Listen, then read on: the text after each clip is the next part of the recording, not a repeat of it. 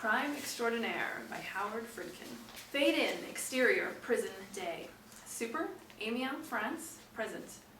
A black, foreboding fortress with ominous manned guard towers looming at each corner. Heavy razor wire coils endlessly along the top of its unscalable, enclosed brick walls. Exterior, rear of prison, day. A large iron door slowly opens. Its hinges creak and whine as if sealed by rust since the Middle Ages. A guard carefully escorts an old man, an 89-year-old ex-convict, out into daylight. He lifts his face to the sun, smiling in the warmth of its glow. A 1955 Rolls-Royce Silver Ray unexpectedly motors up in front of him. A decorous chauffeur in a black, tailor-made suit hastily gets out and guides the old man into the back seat of the superlative vehicle. The chauffeur returns behind the wheel. The Rolls takes off. Interior, stylish Parisian bedroom, day. Super, Paris, France. The old man scoots off the bed and gingerly steps out to the balcony doors, darkened by drapes. He flings them aside and opens the doors. Exterior, bedroom, balcony, day. The old man walks out onto the balcony overlooking Paris. He widens his nostrils to breathe the fresh air and savors it with a smile. The Eiffel Tower is in the distance and majestically soars above all other buildings. The old man sneers at the iconic tower and flips a middle finger at Paris' Iron Lady. Interior, same bedroom, night. The old man snores, his head sunk into his pillow. Suddenly, a million sounding police sirens shrill across the city. He stirs from his slumber, but is too tired to part from his bed to see what the great emergency is. He falls back to sleep. Interior, same bedroom, day. It's morning, and the old man's eyes flutter open, awakened by his own snoring.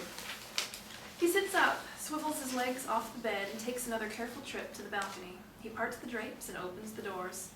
Exterior, bedroom, balcony, day. The old man happily ambles out onto the balcony to experience another breathtaking view of the city. He's struck by shock and turns away, masking his face with his hands, shuddering. The old man nervously removes his hands from his eyes to steal another look at Paris and can't believe what he sees. The Eiffel Tower is gone. Suddenly, the sharp sound of typewriter keys strike away in a flurry. Interior, palatial Parisian apartment, study, day. The type bars of a vintage typewriter continue striking in a steady rhythm, punching up the final sentence to the ending of a fictional novel that was previously visual. The old man nervously removes his hands from his eyes to steal another look at Paris and can't believe what he sees. The Eiffel Tower is gone. Then the last three type bars strike the page. Fin. An elegant 1874 Scholes and Glidden typewriter is revealed. It sits nobly on a rich handcrafted desk. Debonair novelist Moncler Lamador, 71, is the man behind the archaic typewriter. He exudes sophistication and has managed to preserve his dashing good looks. He reads over the ending and pulls the page out from the machine, then sets it face down on top of a pile of manuscript pages. A knock on the door. Come in. Lorraine Carmet, warm, winsome, and 30, gingerly comes through the door with all the beauty of Paris wrapped in her smile. I heard the typewriter stop. But I did say that the next time you heard silence from this room, the novel would be finished. Lorraine walks over to him. And what do you think of it? For the first time in my career, I can proudly say no other work I've ever written stands taller. Interior, palatial Parisian apartment, hallway, day. Lamador walks with a glass of wine to a bedroom door and opens it. Interior, stylish Parisian bedroom, day. Lamador enters the darkened room. It's the same bedroom from his novel where the old man slept. He pushes apart the drapes to the balcony doors and opens them. Exterior, bedroom, balcony, day. Lamador steps out onto the balcony and raises his wine glass to toast the Eiffel Tower, but then dumps the Bordeaux over the balcony with contempt. A few seconds later, the voice of a man on the street booms up at Lamador. The dialogue exchange between the man on the street and Lamador is spoken in French and subtitled. Hey, you stupid son of a bitch, I'm all wet. Lamador leans over the balcony. In great. That's an 1869 Chateau Lafite Rothschild. I paid 232,692 euros for it. Exterior, Banque de France, day. A car pulls up directly in front of the opulent building. Lorraine is behind the wheel. The passenger's door opens and Lamador exits holding a thin briefcase. I'll be right out. He shuts the door and enters the bank. Interior, Banque de France, day. Inside a private cubicle, Lamador removes his new manuscript from the briefcase and locks it inside a large safe deposit box on the counter. Exterior, McSorley's Old Ale House, night. Super, New York City. Steve Mandrell, early 40s, exits the Irish pub and wobbles to the curb. He's a handsome playboy type, but alcohol and depression have given him a weary makeover. He waves down a taxi and gets in. The cab driver takes off. Interior, taxicab, night. Mandrell settles back, gazing out the window. The taxi driver keeps his eyes on the road. Nearest hotel. I've got to sleep. You can sleep on a plane, Mr. Mandrell. What the fuck did you say? How do you know my name? No need for alarm, sir. Disastrous luck has been upgraded to prosperity. Or, if that isn't sufficient for you, I do have a gun. Exterior, Tower Bridge, night. Super, London, England. The hour is very late with zero traffic. Yuri Warchev, late 40s, who could be mistaken for a professional wrestler, but with much more dapper appeal, walks across the deserted bridge. He pauses to light a cigar, then rests against the railing. He looks aimlessly over the River Thames and takes several long drags off his cigar, creating a small smoke screen in front of his face that is almost as dense as the rolling fog that quickly blankets the bridge, making him disappear. A mysterious dark sedan appears as the fog dissipates, but Warchev has vanished. A lone vehicle silently rolls off the bridge. Interior, brothel bedroom, night. Super, Paris, France. A young naked prostitute is stretched out on the bed with a knife buried in her back. The door opens with the madam escorting the arrogantly suave police inspector, Yves Monnier, early 50s, into the room. I found her just like this. Then I called you immediately, Monsieur Monnier. I know you would be able to keep this quiet. Monnier steps to the bed to examine the girl's body. His back is to the door. He lifts the girl's wrist to check her pulse. This girl's not dead. Monnier drops her hand. What child's play is this? He grips the knife in the prostitute's back and yanks it out, but it's just a knife handle, cemented to a piece of bloody latex skin. Monnier turns to the madam and finds that she's gone, but in her place are two armed thugs. What is this outrage? Monsieur Monet, we don't want a real murder tonight. Don't panic, gentlemen. Neither do I. The sexy prostitute stands from the bed completely nude. Monnier can't help but favor a glance at her. Mademoiselle, you still are suspect. Remain just as you are until my return. And then I'll proceed with my in-depth investigation. Let's hurry this, shall we, gentlemen? I have work to do.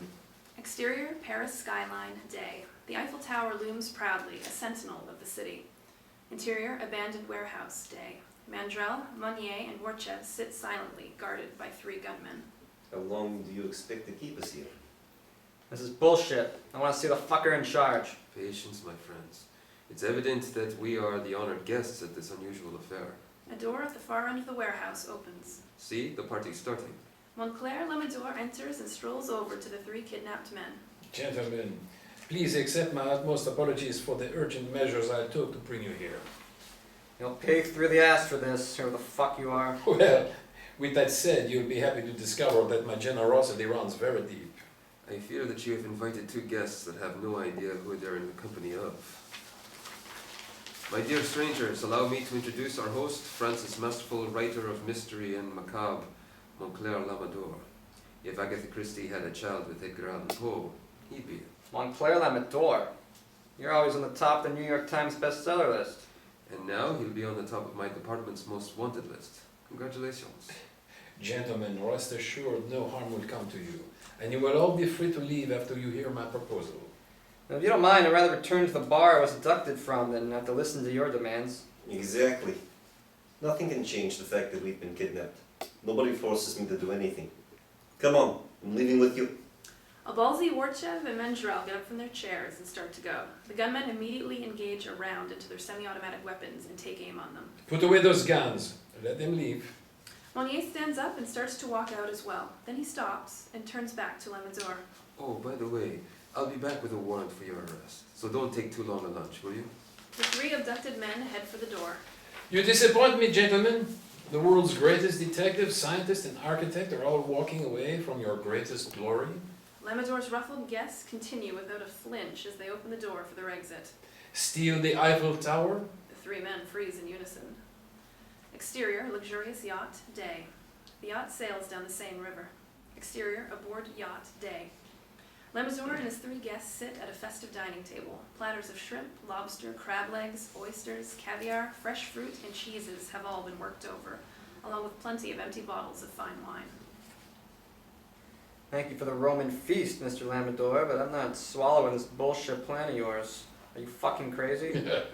Gentlemen, the Eiffel Tower is nothing more than a giant erector set. And we're the children to take it apart? Vorchev quaffs down the last of his wine. Mummy and Daddy are going to be angry. Not to mention every policeman in Paris, including myself. So why don't we end this splendid afternoon with the Grand Marnier and I'll take you down to the station. Before or after I tell you why the three of you need me as much as I need you? Lamador's guests share a curious look. Go on. You, Mr. Mandrel, I'm fully aware of how many times your masterful buildings have appeared on the covers of Architecture Digest. Unfortunately, your attempt to rise above the Burj Khalifa landed you instead on the cover of Time magazine. How many were killed in the collapse of 83, 93? It was my design, yes, but the builder used substandard materials without my knowledge. I believe you, my dear Stephen. However, the courts did not, and now the only outstanding thing in your life is an unpaid bar tab at McSorley's old alehouse, which, by the way, I took care of as soon as you were picked up. Lamador turns to Vorchev. And you, Mr. Vorchev, the Thomas Edison of the 21st century, but instead of creating a new kind of light bulb, I'll settle for the laser cannon you were going to design for the Russian space program, which was supposed to destroy meteors and other hurtling debris during space travel, but ironically it destroyed your career. When you discovered that your invention was going to be used as a weapon of mass destruction, you exposed the story to the world press, but as payback your own people reinvented you as the terrorist behind the whole operation. Oh, now no one will have you. So, what do you propose to do for a living? Sell subscriptions to Popular Science? Allow me to be your first subscriber. Vorchev says nothing as he pours himself another glass of much-needed wine. And finally we come to you, Monsieur Monnier. Such a decorated career you've had. You've successfully apprehended more criminals than the Royal Canadian Mounted Police, but nailing the mayor's son in that drug bust was no way to get another commendation from the city. No, you should have turned a blind eye like you were told, but the great Yves Monnier, like those intrepid Mounties, always gets his man.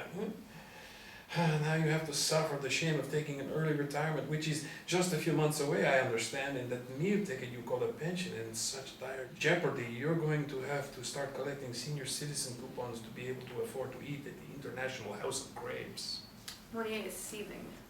How do you know all this? Lamador pours a glass of wine and drinks it victoriously. I always pay my informants very well, especially those on the force. Huh, I see. Well, I think I speak for the rest of us in saying lunch was perfection, but unfortunately, they won't take your gracious hospitality into consideration when they sentence you. Well, in that case, Mr. Mandrel, allow me to pay for the inconvenience I caused you and fly you home in first-class suite aboard Air France. You can return to your favorite pub where my credit card's still on file and drink to your heart's content. Warchef, I'll book you a ticket on the channel and you can go back to London post-haste to continue hiding in the fog. And Monsieur Monnier, give me a moment to collect my hat and coat. I'll come quietly. Gentlemen, we're finished here. Monnier and the other two men prepare to shove off from their chairs. But if I may, I would like to make one phone call. It will be regrettably to the Union Bank of Switzerland to cancel the accounts I made in your names, along with the $50 million already deposited in each one. The account numbers would have been generously given to you when the job was complete. The guests are frozen silent. Monnier turns to Mandrel and Vorchev and breaks the ice with a soft smile. Gentlemen, I believe this is a good time for reflection. Exterior yacht day. Through a pair of binoculars, the Eiffel Tower is seen up close. Impossible. Lamador casually walks past Vorchev, who stands at the stern holding the binoculars to his eyes. So's marriage, Mr. Vorchev. Then, when you're ready, feel free to join us. Vorchev lowers the binoculars and follows Lamador. Interior yacht dining room day. Mandrel is camped behind the bar and pours a glass of vodka on the rocks from a very expensive-looking Russian bottle. He places it directly before him to keep a close eye on it. Monnier sits at the bar, perusing through one of Lamador's bestsellers, Crime is of the Essence. Two more of Lamador's novels rest on the bar top, Running Out of Crime and No Crime Like the Present. Lamador and Vorchev enter and join the other men at the bar. Lamador, I'm quite curious about your contempt for the law. I've glanced over the endings of your books here, and the criminals seem to always get away with the crime. Tell me, are you that confident in this one? Mandrel downs his vodka as easily as if it were white grape juice. Lamador spies the elegant Russian vodka bottle and conveys a highly indignant look at Mandrel. That's a Rosso boutique. I would hope you'd allow some of it to vacation on your tongue a while. It's 740,000 euros a bottle. I already had a similar conversation with another idiot about my 1869 Chateau Lafite Rothschild. Lamador shakes off his displeasure and returns his attention to Monnier. And to answer your question, Monnier, I assure you, the most magnificent city in the world will be remembered for the greatest crime of the century. Warshev's eyes are mesmerized by the bottle of Rochelle Baltique. Before I die, my wish was to experience that bottle. Pour him one, Mandrel. No, I want to do that myself. Warchev, in a state of reverence, picks up the bottle of rare vodka and pours himself a glass. Tears almost come to his eyes as he savors its taste. Like Mandrel, if you choose to drink it like water, you'll be able to afford it by the case before long. Since you're the nucleus of this operation, I need you to scale down your laser cannon so it's portable. The plan calls for 4 devices. Mandrel grabs the bottle of Rochelle Baltique to pour himself another drink, but Warchev snatches it out of his hand before Mandrel wastes another precious drop. You heard what he said that I have to do. This is down payment. Warchev clings to the bottle and takes a seat away from the bar so he can be alone with his treasure. Mr. Mandrel, in order to separate the Eiffel Tower from 5 sections while maintaining our rigid timetable, the devices must be technically placed and aimed at the tower's weakest structural points. The metal must disintegrate faster at those specific areas than any other spot in the tower. It's your job to find these precise points. Sure, Lamador, that'll be easy. I'll just keep poking my finger at the damn thing all day till I find where the tower's most ticklish. But what's no laughing matter is its height and weight. I don't think we'll get far driving it away on a flatbed with a red flag tied to its antenna. The only thing I find funny is the lack of foresight you think I have in arranging the proper transportation for her. And by the way, since we're on the subject of the Eiffel Tower, what new heights are you going to achieve that the amount of money you'll be asking for its return? Who said anything about a ransom? We plan to steal the tallest tourist attraction in the world and not ask 1 dime in return? I'm sure Monsieur Monnier would agree that a ransom is out of the question. Quite. After all, Paris did not want the damn thing in the first place, and they could easily build a new one for less than the amount of what you're paying us to steal it. What the fuck do you plan to do with the tower? Drop it. Lamador turns his back on his guests as he walks over to a dinner bell hanging on a wall. He removes it, then faces his guests again. Into the Seine. He rings the bell. Mandrel, Warchev, and Monnier are left baffled. A waiter, Philippe, enters from the galley. Philippe, you can serve dinner now. Oh, oui, Monsieur Meunier. Philippe returns to the galley. Lamador walks up to Monnier. Monnier, you're the insurance policy that covers this whole operation. We'll rely on you to make sure that the authorities never learn a single detail of our plan. And if they do, you're to persuade them differently. Agreed? Agreed. I've taken the liberty of booking you gentlemen in one of the most beautiful countryside manors. The Chateau Bouillon will be our headquarters until the night of the operation. Until then, your lifestyles will be pampered and your expenses paid. You've done a marvelous job of explaining your little scheme and dissecting our personal reasons for committing to it. We're all waiting to hear yours. Inspector, you should make it a habit to read more than just the endings of my novels. For in my books, all good mysteries climax at the right time. I don't understand. If you want the tower so badly, why don't you just blow it up and be done with it? It's an eccentric crime, not a terrorist act. We're much more ingenious than that. Interior hotel room, day. The face of a beautiful, sultry, middle-aged woman moans with sensual delight and orgasms and rapture. The woman is naked and astride on an equally nude Monnier lying on the bed. The woman spots the nightstand clock, 11:45 a.m. Oh shit, I'm going to be late. She quickly dismounts Monnier, who enjoys an extra gaze at the woman's nude body that Da Vinci would have loved to paint. Interior, Invalide District Police Station, corridor, day. Captain Luc Felice is printed on an office door window. Interior, Captain Felice's office, day. Captain Luc Felice, early 60s, a humorless man, born with a strict disposition. He sits at his desk. The phone buzzes, and he picks up. Yes? Your wife is here for your lunch date. Merci. Interior Police Station, corridor, day. Monnier walks to his office as Captain Felice leaves his. They bump into each other. Where the hell have you been in the past 24 hours, Meunier? Out trying to steal the Eiffel Tower. Monnier, I know you're short-timing it here, but that doesn't excuse you from being derelict in your duties. You practically fouled up the Loubois conviction yesterday by not showing up for court. Without another glance at the captain, Monnier walks into his own office and slams the door behind him. Disgusted, the captain turns and continues to the lobby. Interior, police station, front desk, day. Captain Felice comes out from the corridor and joins his alluring wife. The woman Monnier was fucking. They smile at each other and walk out the front door arm in arm with the posture of a stately couple. Interior, sleazy flat, day. The tenant, aka Raccoon, early 40s, has permanent black circles under his eyes and wears a tank top soiled by his heavily excreting sweat glands. He stands in the shoebox-sized kitchenette frying up some bacon in a skillet and cracks 2 eggs over the sizzling strips. A knock on the door. Raccoon walks to the door and opens it as far as the security chain allows. Monnier is seen through the crack. You're under arrest. For what? Making bacon and eggs? Open up, Raccoon, and let's see if we can just keep this a social call. Raccoon frees the security chain and Monnier enters. You're a bastard, Monnier. Yeah, paid to be. Otherwise, I'm a very nice fellow. Blow it out your ass. Monnier swings the door shut. Hey, let's keep this friendly. Monnier smells Raccoon's breakfast burning and steps into the kitchenette. He takes a peek at the greasy frying pan with the eggs and bacon smoking in it. The way I smell it, Raccoon, I can either save that bacon or I can cook yours. Just give me the name of the mastermind behind the Louvre job you pulled.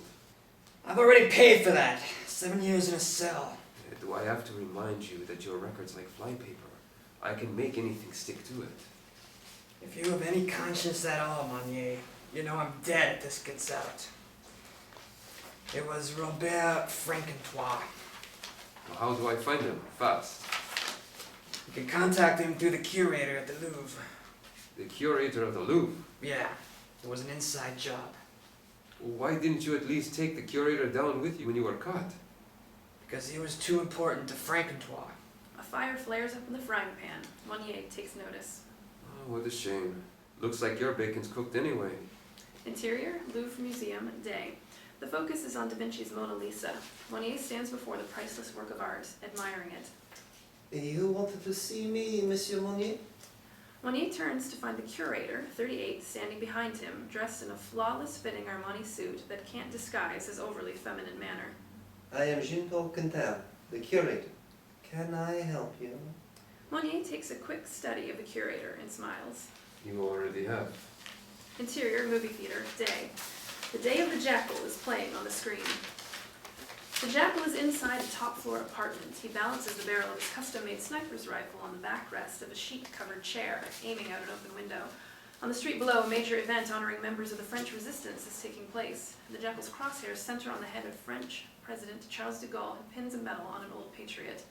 The Jackal fires. De Gaulle's head bows out of the crosshairs to kiss the cheek of the old patriot. The silent bullet whizzes within an eyelash of de Gaulle's head and nicks the ground. Back in the theater, Monnier sits in the center row watching the film. A prestigious-looking man, Robert Frankentois, late 50s, sits directly behind him.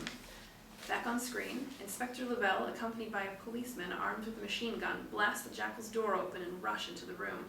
The Jackal shoots the policeman with a sniper's rifle, then quickly tries loading another bullet. Inspector Lebel grabs the dead cop's machine gun and opens fire on the Jackal. His body impacts against a wall. Back in theater, the lights come on. Monnier is not sitting inside a movie theater, but in a private screening room. They don't make them like that anymore. Or men like us. The famous Inspector Monnier. And the infamous Robert Frankentois. I hope the Jackal's intention isn't what you have in mind for me. Let me lay your fears to rest, Robert. I don't want to put you in jail for the bad things you do. I want to hire you for what you do best. Okay. You've captured my curiosity. What can I offer you? Chaos and confusion. I want you to orchestrate a diversion in Marais to occupy the police citywide. A diversion from what, may I ask? From the Champ de Mars. I've gone into the moving business. First on the list is the Eiffel Tower. I'm sure you've seen to all the necessary permits. Indeed. But I still need the diversion. Well, what you ask is very pricey. Can you afford such a manifest? Well, maybe you'll consider easy terms, since your boyfriend doesn't hold up under pressure. Insinuation isn't the same as humiliation.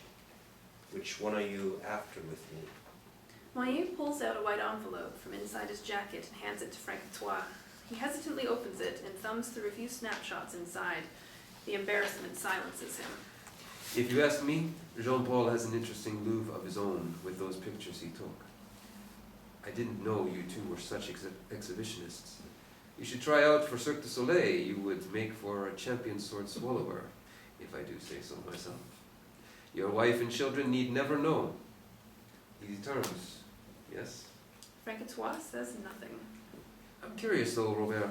Do you always conduct your conferences here in your screening room? No, of course not. That would be impractical. You just arrive during the time I watch The Day of the Jackal. And how often is that?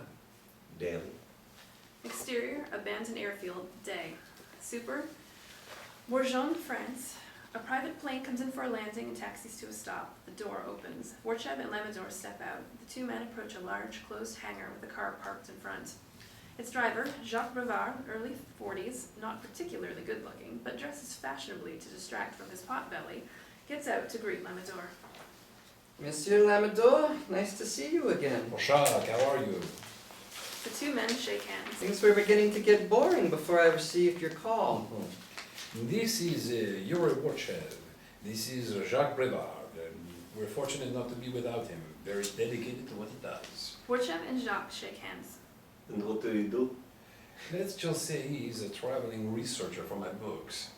I hope the accommodations are suitable. It was all I could arrange at such short notice. Interior, hangar, day. The two large sliding doors open. The three men walk in. The hangar is dusty, dirty, and empty. I know it's not NASA, but you'll have your privacy. And the materials? They'll be brought here the day after tomorrow. Your shopping list was quite out of the ordinary. Lamador hands Jacques a thick envelope. Yes, but not for such a smart shopper on the black market. Exterior, Champ de Mars, day. A schematic of the Eiffel Tower is viewed on a laptop screen. Mandrel sits on a bench with his computer. The real Eiffel Tower is before him. As he punches some keys, the animated schematic of the tower separates into 5 sections. Mandrel smiles to himself, then senses somebody watching over his shoulder. He quickly looks back and spots a policeman. Forgive me for intruding, monsieur, but I'm fascinated by that video game you're playing. I was looking for something educational for my children. Did you get that at the tower? No, it's a piece of junk. It doesn't work. You're supposed to build the tower, but it keeps falling apart. The whole program's corrupted. Mandrel shuts the lid on the laptop, then stands and leaves in great haste as the policeman glares at him. And the Americans wonder why we hate them. Rude, all of them. Interior police station, Captain Felice's office, day. 2 seasoned detectives, Kemp and Bontrace, enter. Sit down. The 2 detectives sit. I'll come straight to the point. I want Yves Monnier put under 24-hour surveillance. Sir? Follow him. Record his every move. Captain, sir, one question if you please. If it's about asking why, then all I can say is you'll have the privilege of finding out firsthand. Exterior, Saint-Gervais Church, day. Jacques hurries up the stone steps to the doors. Interior, Saint-Gervais Church, day. Jacques walks down the long center aisle to the altar. The only noises heard are his heels clacking on the marble floor. He approaches a priest who's on his knees praying at the altar. Jacques pauses a moment to allow the priest to cross himself. The priest takes to his feet and gives his attention to Jacques. Up yours, Father. Where it turns to the west. You'd be the one to know. The priest reaches into his cassock, removes a small remote control device, and hands it to Jacques. It's booth 4 today. Jacques walks off to the confessionals and enters booth 4. Interior, confession booth 4, day. Jacques points the mini device at the side wall and clicks the button. The wall slides up, revealing a secret passageway. Jacques moves through the opening as the wall slides back down behind him. Interior, Saint-Gervais Church, secret headquarters, main corridor, day. Jacques walks along a stretch of office cubicles, then passes a glass-enclosed laboratory with scientists inside wearing gas masks, experimenting with lethal chemicals. He continues on and comes upon a large weapons storeroom where a few stockmen are busy unloading rocket launchers off motorized hand trucks. Another stockman drives his own motorized hand truck in Jacques' direction, but this one carries a big World War II sea mine. Jacques quickly steps aside. What the hell's that for? A birthday present for the mother of one of Monsieur Clerchot's enemies. Well, I'm glad I'm not invited to that party. Interior, another corridor, day. Jacques walks to the far end where he faces an entryway sealed off by a set of large double doors and 2 armed guards. Jacques raises his hands in the air, allowing guard number 1 to pat him down. The guard feels something inside Jacques' pocket and removes the compact remote control unit. I'll need that to get out. Guard number 1 drops it to the floor and crushes it under the heel of his boot. Entry and exit codes are now changed after every use for certain employees. If Monsieur Clerchois wishes for you to leave, you'll be furnished a new one. Jacques is unnerved. He's expecting you. Interior, impressive office, day. The extravagant French Baroque decor reflects the eccentric ego of a supreme criminal mind. A large bookcase electronically splits in the center and slides open. Jacques exits the secret passageway and walks up to Laszlo Clerchois, 65, seated at his ornate desk, looking as menacing as a Gestapo officer. Jacques hands his boss the bulging envelope that Lamador gave him. Clerchois opens it and thumbs through a thick wad of euro notes. Monsieur Lamador brought a friend today. A friend? Oui. Yuri Orshev. Clerchois' face springs an unusual look of interest. He hands back the envelope to Jacques with all the money in it. Clerchois opens a desk drawer and removes a small device he offers to Jacques. Here, take this. He passes a new remote control unit to Jacques. Congratulations, Jacques. That's coded for all security access. If you follow my strictest instructions. Oui, monsieur. Exterior, hangar, day. Lamador, Orshev, and Jacques stand at the open hangar. They watch a large moving van approach. I checked every item while it was being loaded. There shouldn't be a thing missing. The men step aside as the van pulls into the hangar and stops. Interior, hangar, day. Jacques leads Lamador and Orshev to the rear doors of the van. The driver gets out and walks around to the back of the vehicle and opens its doors. A team of gunmen jump out with automatic weapons, surrounding Lamador and Orshev. Jacques walks up to Lamador. Satisfaction guaranteed or your money back. Jacques stuffs the envelope of money back into Lamador's inside jacket pocket. Lamador and Orshev are left stunned.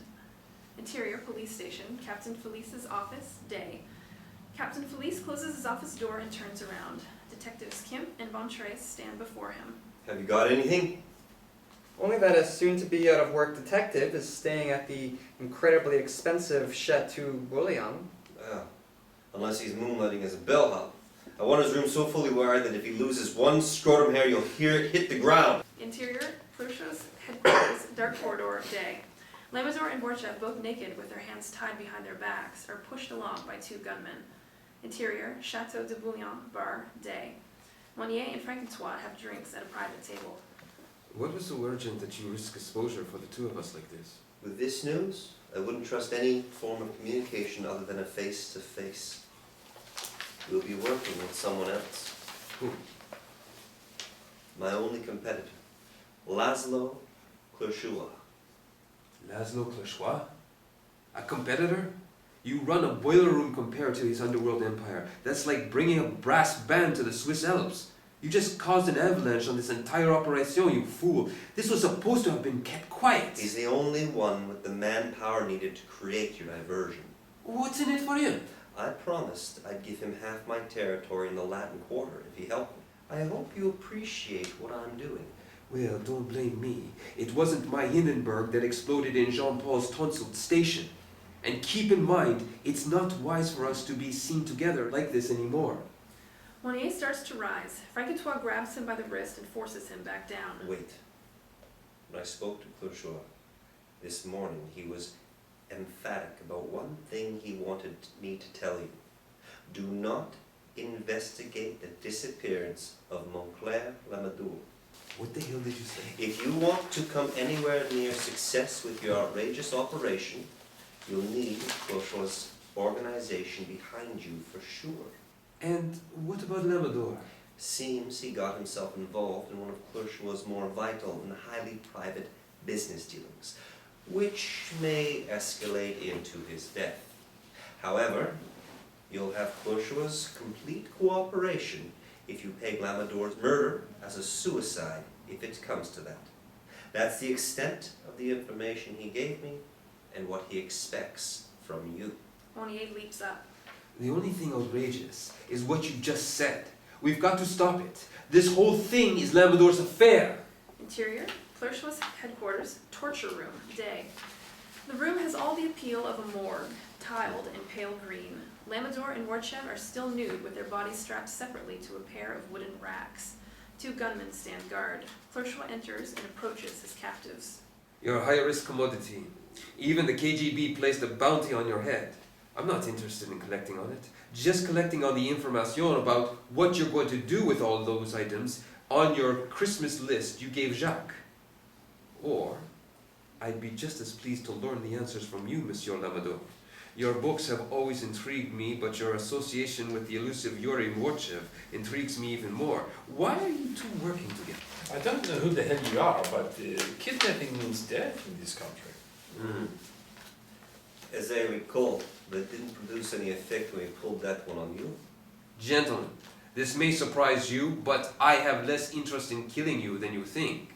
Just tell me what you are going to build with titanium sheeting, gallium arsenide gas, and 9 kilos of plutonium. McDonald's. Clerchois smiles, then turns and walks to the door. He opens it and nods to someone in the corridor and steps aside. Jacques wheels in a squeaky hospital cart bearing a heavy electronic device layered in dust that may have been invented by a turn-of-the-century mad scientist. Jacques parks the apparatus between the 2 racks. Warchev eyes the sinister-looking machine, then fires a displeasing look to Jacques. You were right, Lamador. Dedicated to his work. Quiet. Why, Jacques, of all people, why? Didn't I treat you well? Oui, Montclair, always generous. But I have a wife, 5 daughters, and a mistress I support on the Riviera. Nothing personal, just an economic decision. Interior, Renault, day. Monnier is at the wheel. Francois is in the passenger's seat. Their expressions are intense as Monnier steps on the gas and shifts into high gear. The car blows through a crowded intersection, nearly colliding with the bus. Interior, Clerchois' headquarters, torture room, day. Clerchois stands at the ghastly machine. An old leather instrument pouch is fastened to the back of the unit, containing 4 extra-long, sharp-tipped metal wands, each wired at the base to the machine's circuitry. Since you gentlemen refuse to talk, you'll find this a stimulating conversation piece. Wait a minute. No one gets tortured like this anymore. How old is this dumb thing? Clerchois takes a rag draped over a side towel rod on the cart and gives the machine a couple of solid whacks with it. He turns his face away from the flying dust. I'm still banking on the efficiency of this machine to generate enough screams out of either one of you so I can switch the damn thing off and hear the answers I want. Exterior, Saint-Gervais Church, day. Monnier's Renault screeches to a stop. The 2 men jump out and run headlong up the steps. Interior, Clerchois' headquarters, torture room, day. Clerchois holds one of the sharp electro wands and flips on the power switch. The archaic control board lights up and the machine begins a laboring humming sound. Clerchois steps up to Warchev and draws the rusty tip of the wand close to him. Funny. Before they execute a prisoner with a lethal injection, they foolishly swab his arm with alcohol to prevent infection. This thing will probably give you blood poisoning even if you survive the torture. Well, here goes. Clerchois inserts the small harpoon-like wand into Warchev's shoulder. Blood trickles out from the wound. Warchev screams in pain. Lamador fights his leather straps, but can only clench his teeth in furious frustration. You mindless, sadistic son of a bitch! Turn that fucking thing off! Oh, be advised, Monsieur Lamador. Your death will be the next item on my auction block if Mr. Warchev bids only silence. Interior, Saint-Gervais Church, day. Francois dashes up the center aisle toward the altar, Monnier at his heels. The priest turns around to face them. Interior, Clerchois' headquarters, torture room, day. Clerchois, while still holding the inserted wand of Warchev's bleeding shoulder, flips another switch on the machine, then grasps the voltage dial and begins slowly turning it. An amp meter creeps into the red zone as Warchev's body buckles under the voltage. He lets out another excruciating scream. Clerchois smiles and turns the voltage dial up a few more clicks. Warchev keeps the screams coming. The door bursts open with Francois rushing in, along with the few guards behind him holding automatic rifles at his back. Laszlo, stop! We're all working together. Clerchois' hand spins the voltage dial off. Monnier rushes in next, with more armed guards at his back. Monnier? Clerchois' hand immediately seizes the voltage dial again. Robert, you better tell me exactly what's going on, or I'll light this man up like the Eiffel Tower. Everyone stops dead in their tracks. Well, funny you should mention that. However, the information is of a highly classified nature. Interior corridor, day. Jacques and the rest of the guards file out of the torture room. Lamador, Vorchev, Monnier, Francois, and Clerchois have not come through the door yet. Where in hell are you going to hide it? In the garage of the Taj Mahal? Interior, Clerchois' headquarters, main corridor, day. Clerchois strolls beside Lamador as Jacques walks ahead. I feel you still have animosity towards me. Lamador serves Clerchois a seething look. I wasn't really going to hurt anyone, I just love theatrics. That machine was a prop from one of my favorite Vincent Price films. Of course, I had it refurbished. It couldn't really kill anyone. But I see you're still, as the Americans would say, sore at me. Possibly for even hiring your friend Jacques. Oh, I too detest betrayal and deceit. It's not tolerable in my organization. Supposing I offer you a conciliatory gift to, I love the American terms, to bury the hatchet. And what would that be? Oh, leave it to me. Clerchois stops in front of the glass-enclosed laboratory where his scientists, still wearing gas masks, continue working. Lamador waits beside him. Jacques! Jacques stops and turns back to Clerchois. Oui, Monsieur Clerchois. A small favor, Jacques. Jacques approaches Clerchois attentively. Of course. Monsieur Lamador is without transportation back to his home. Will you take the laboratory elevator to the garage and prepare one of my Maseratis for him? Of course. Excuse-moi. Jacques enters an isolated, safe door through the lab and arrives before a private elevator with a built-in shatterproof observation window. He presses the button for the door. Clerchois lifts his hand and shows his impressive diamond Masonic ring to Lamador, then flips up the secret emblem top to reveal a tiny red button. The elevator door slides open. Jacques enters. You'll have fun pushing that. Lamador curiously presses his fingertip to the ring button. Interior, private elevator, day. The door slides shut. A buzzer goes off, causing Jacques to search around for the source. Then he quickly pulls out his buzzing compact remote control unit with a red light flashing. Exterior, private elevator, day. Through the observation window, Jacques is viewed from head to chest. His expression is checkmate. A muffled explosion goes off in the elevator. His body blows apart. Interior, main corridor, day. Lamador is seized by shock. Maybe now we can work together harmoniously? Exterior, prison, day. Amiens, France. It's the same foreboding fortress from Lamador's novel where the old man was released from. Interior, prison, visiting area, day. Peter Varzin, 40, a sharply dressed lawyer, sits in one of the many visiting booths. In a moment, a guard escorts Victor Golan, 88, and helps gently seat him into the booth opposite Varzin. Golan is the same old man from Lamador's novel. The guard leaves. Victor, your freedom is at hand. I'm presenting the new evidence to the Chief Justice next week. He and the world will find it impossible to dispute it. I'm certain you'll be out of this place much sooner than we ever expected. Golan sits there, an old wax figure of a man, with just a tear forming in his eye to prove that he still has life left in him. Monsieur Vardin, I am so grateful to you, but please tell me who is doing this for me. Who would ever remember that I'm still alive in him? Who? Vardan's lips open to speak, but catches himself. Instead, he leans back in his chair and helplessly watches the old man whimper. Exterior, prison, day. Varzin walks to a waiting brand new Aston Martin Vantage Roadster with tinted windows. He opens the passenger's door and gets in. Interior, Aston Martin, day. Lamador is behind the wheel. How is he? Fine, Montclair.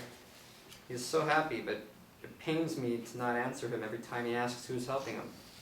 It tears me up even more, but it has to be like this for my benefit and his glory. We've spent a king's ransom with our firm on this, and it's finally paid off with what we've uncovered. Paris can't afford the embarrassment of keeping him in there any longer than the 70 years they've hidden him already. But his release must be timed precisely to my instructions. Understood. Exterior, abandoned airfield, day. Behind the hangar, the area is occupied with construction cranes and enormous scaffolds built around 4 giant arch-shaped pillars made of iron girders. Workmen are mounted from top to bottom on the scaffolds, blasting their industrial welding guns. A deluge of hot sparks shower down from the massive lattice framework. Exterior, regal office building, day. In Valdez district, a brass-plated sign on the wall of the main entrance reads, Triomphe Publications.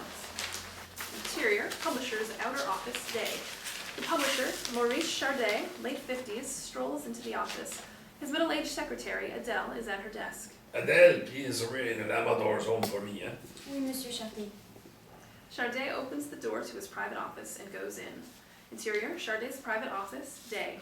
Chardet sits down at his desk and picks up the phone. Interior, Lamador's apartment, living room, day. The phone rings. Lorraine hurriedly runs and answers it. Hello? Intercut phone conversation. Lorraine, my love, how are you? Maurice, oh, it's you. Dear, you make me feel as welcome as a hot dog vendor at a funeral. I'm sorry, Maurice. I thought it might have been Montclair. What's wrong, Lorraine? It's Montclair. He's missing. Interior, Lamador's apartment, living room, day. Chardet sits on the couch while Lorraine stands at the fireplace. He acted so differently through the whole process of writing in his new novel. I have never seen him more consumed by anything else in his life, especially when he has finished it. Nothing in this world could have given him greater pleasure. Well, I'd say this is a good thing. It means another bestseller. No, I fear it's pure danger. He's gotten himself into it with it. Then the police must be notified.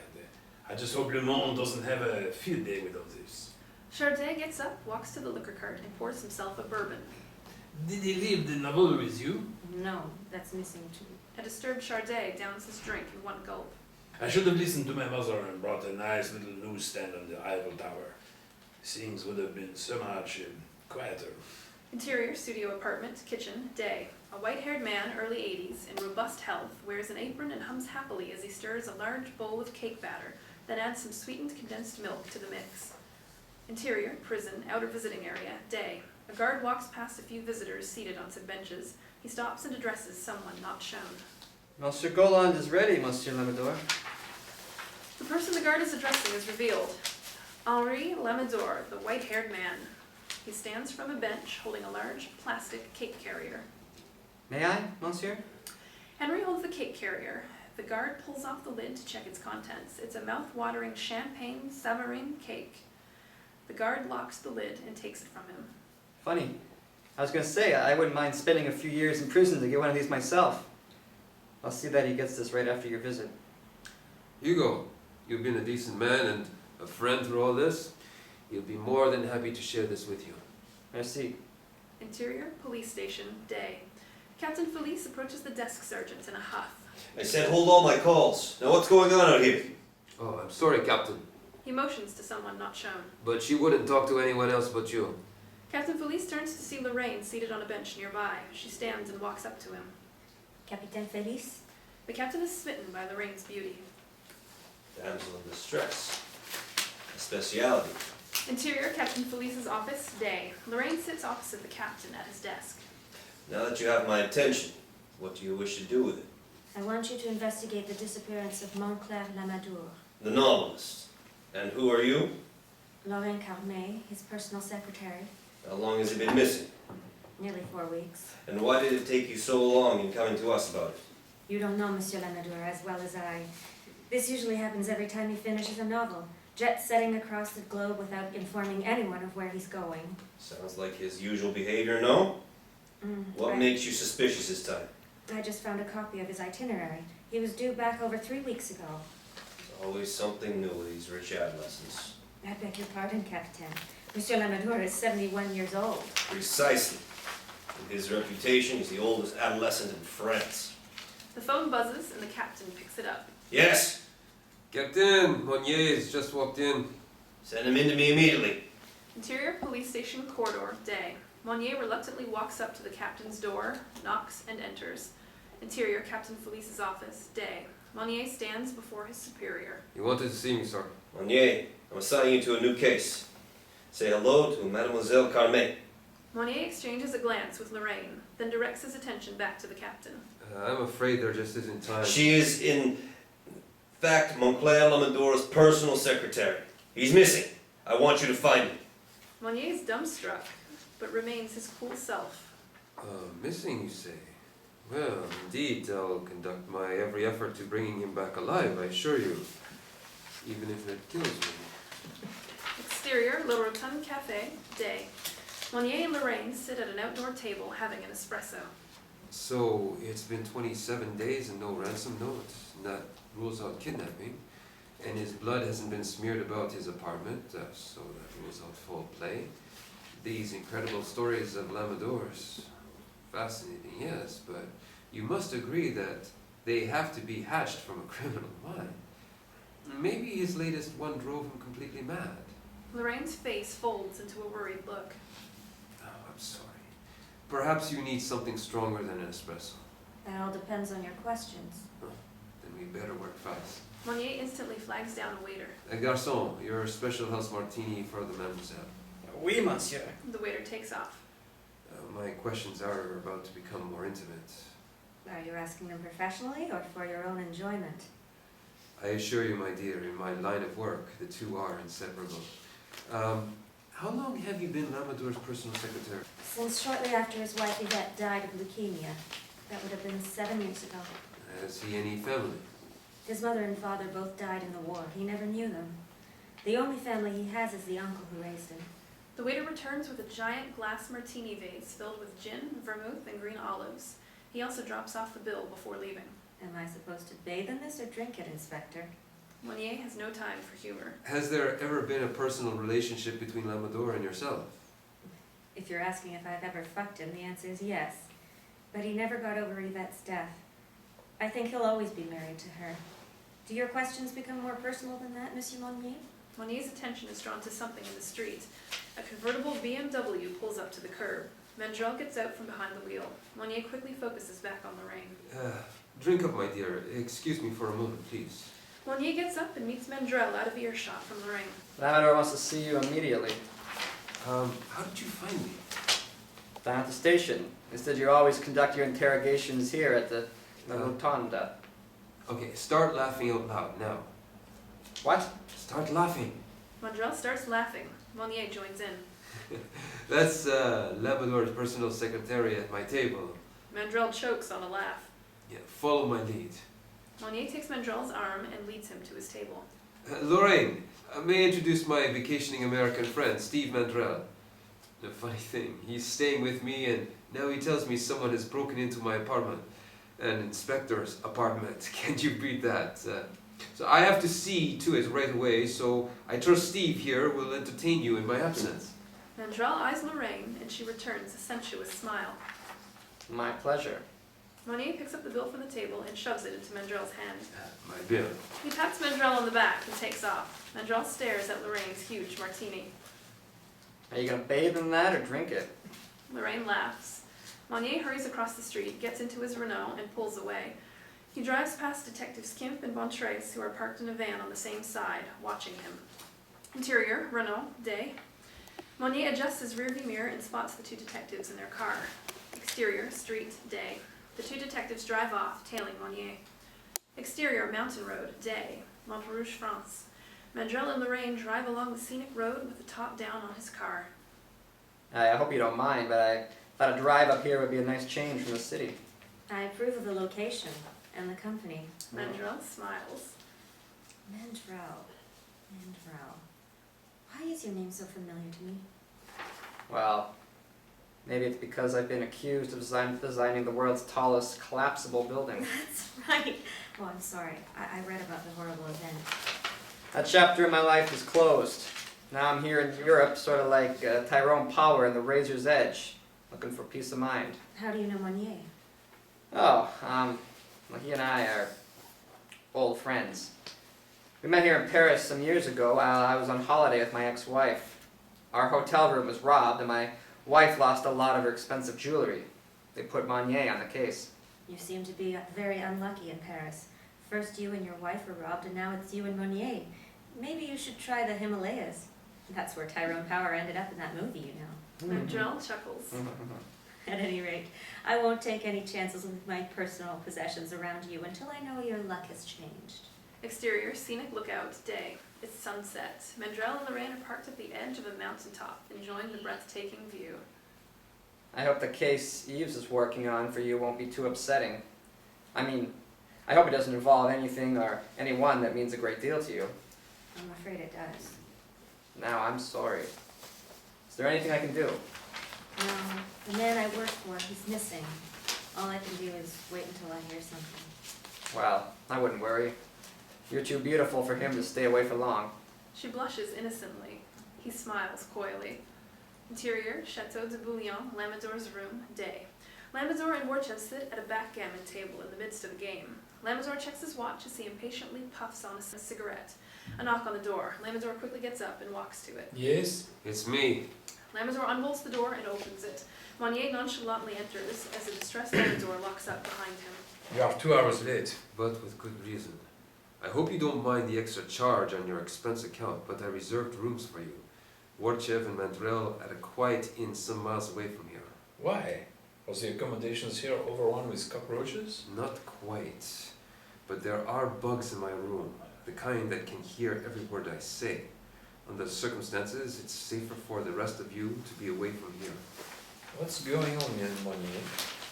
There may or not be a major concern at this moment. I only hope that they're watching me for the time being and not any of you. You see, the captain thinks I'm fucking his wife. And he's right. I have been for years. The old boy is finally on to me. Now he's fishing for proof. Warchev listens as he opens his polished chrome cigarello case and lights one up. What's the smart money say we do? Never gamble with suspicion. Let's keep you out of circulation long enough until I know for sure what those 2 detectives who are on my tail are really after. I'll pour something for everyone's nerves. Warchev goes behind the wet bar and fills glasses of Bacardi. Lamador and Monnier sit at the backgammon table. Warchev delivers the drinks to his friends, then pulls up a chair to join them. Incidentally, this development couldn't have come at a better time.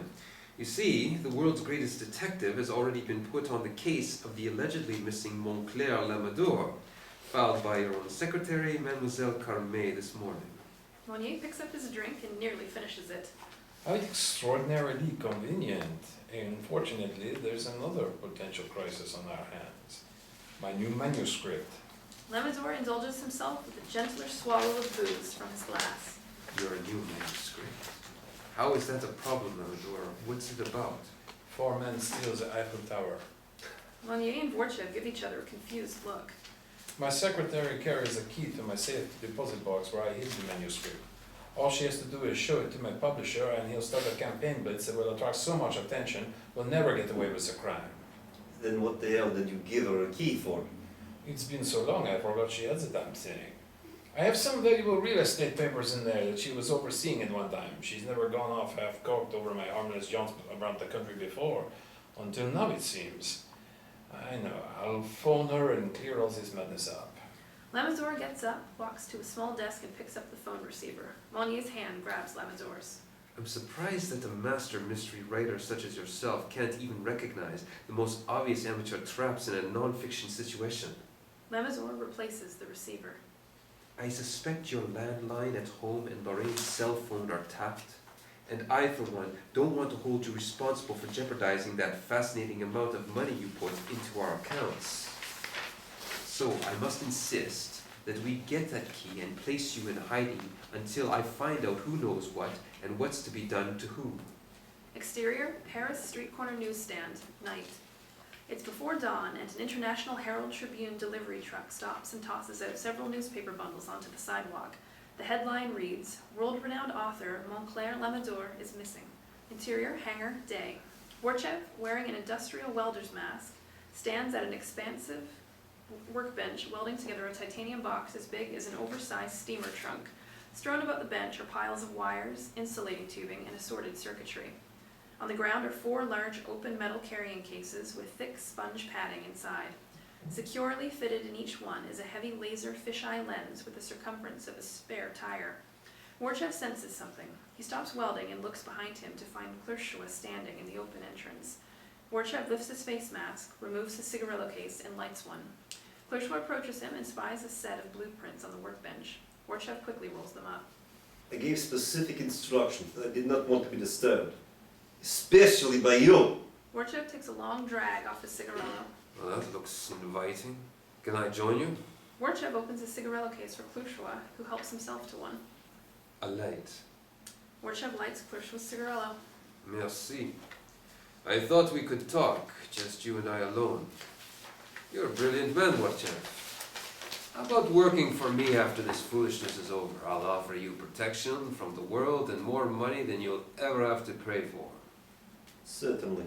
If you throw in the bonus, Name it. killing you. Don't tell me you're still angry. How about I take you to dinner at my club later? We can discuss your future. Vorchev looks at his watch. Thank you, but I have my own plans for dinner. So I'll leave you with my favorite quote from Tolstoy. You tell a dog to heel. You tell a child to abide, and you tell a son of a bitch to fuck off and don't be obese. Exterior, Chateau Le Crayeur Day, Reims, France. A captivating view of this sumptuous palace-like hotel. Exterior, Chateau Le Crayeur, poolside, day. Mandrel takes a graceful leap off the diving board into the swimming pool. Lorraine, in a revealing bikini, sunbathes on a chaise lounge nearby. Mandrel swims to the side of the pool and hoists himself out. He sits beside her. You know, I appreciate you trying to take my mind off things, but I don't think I'm very good company.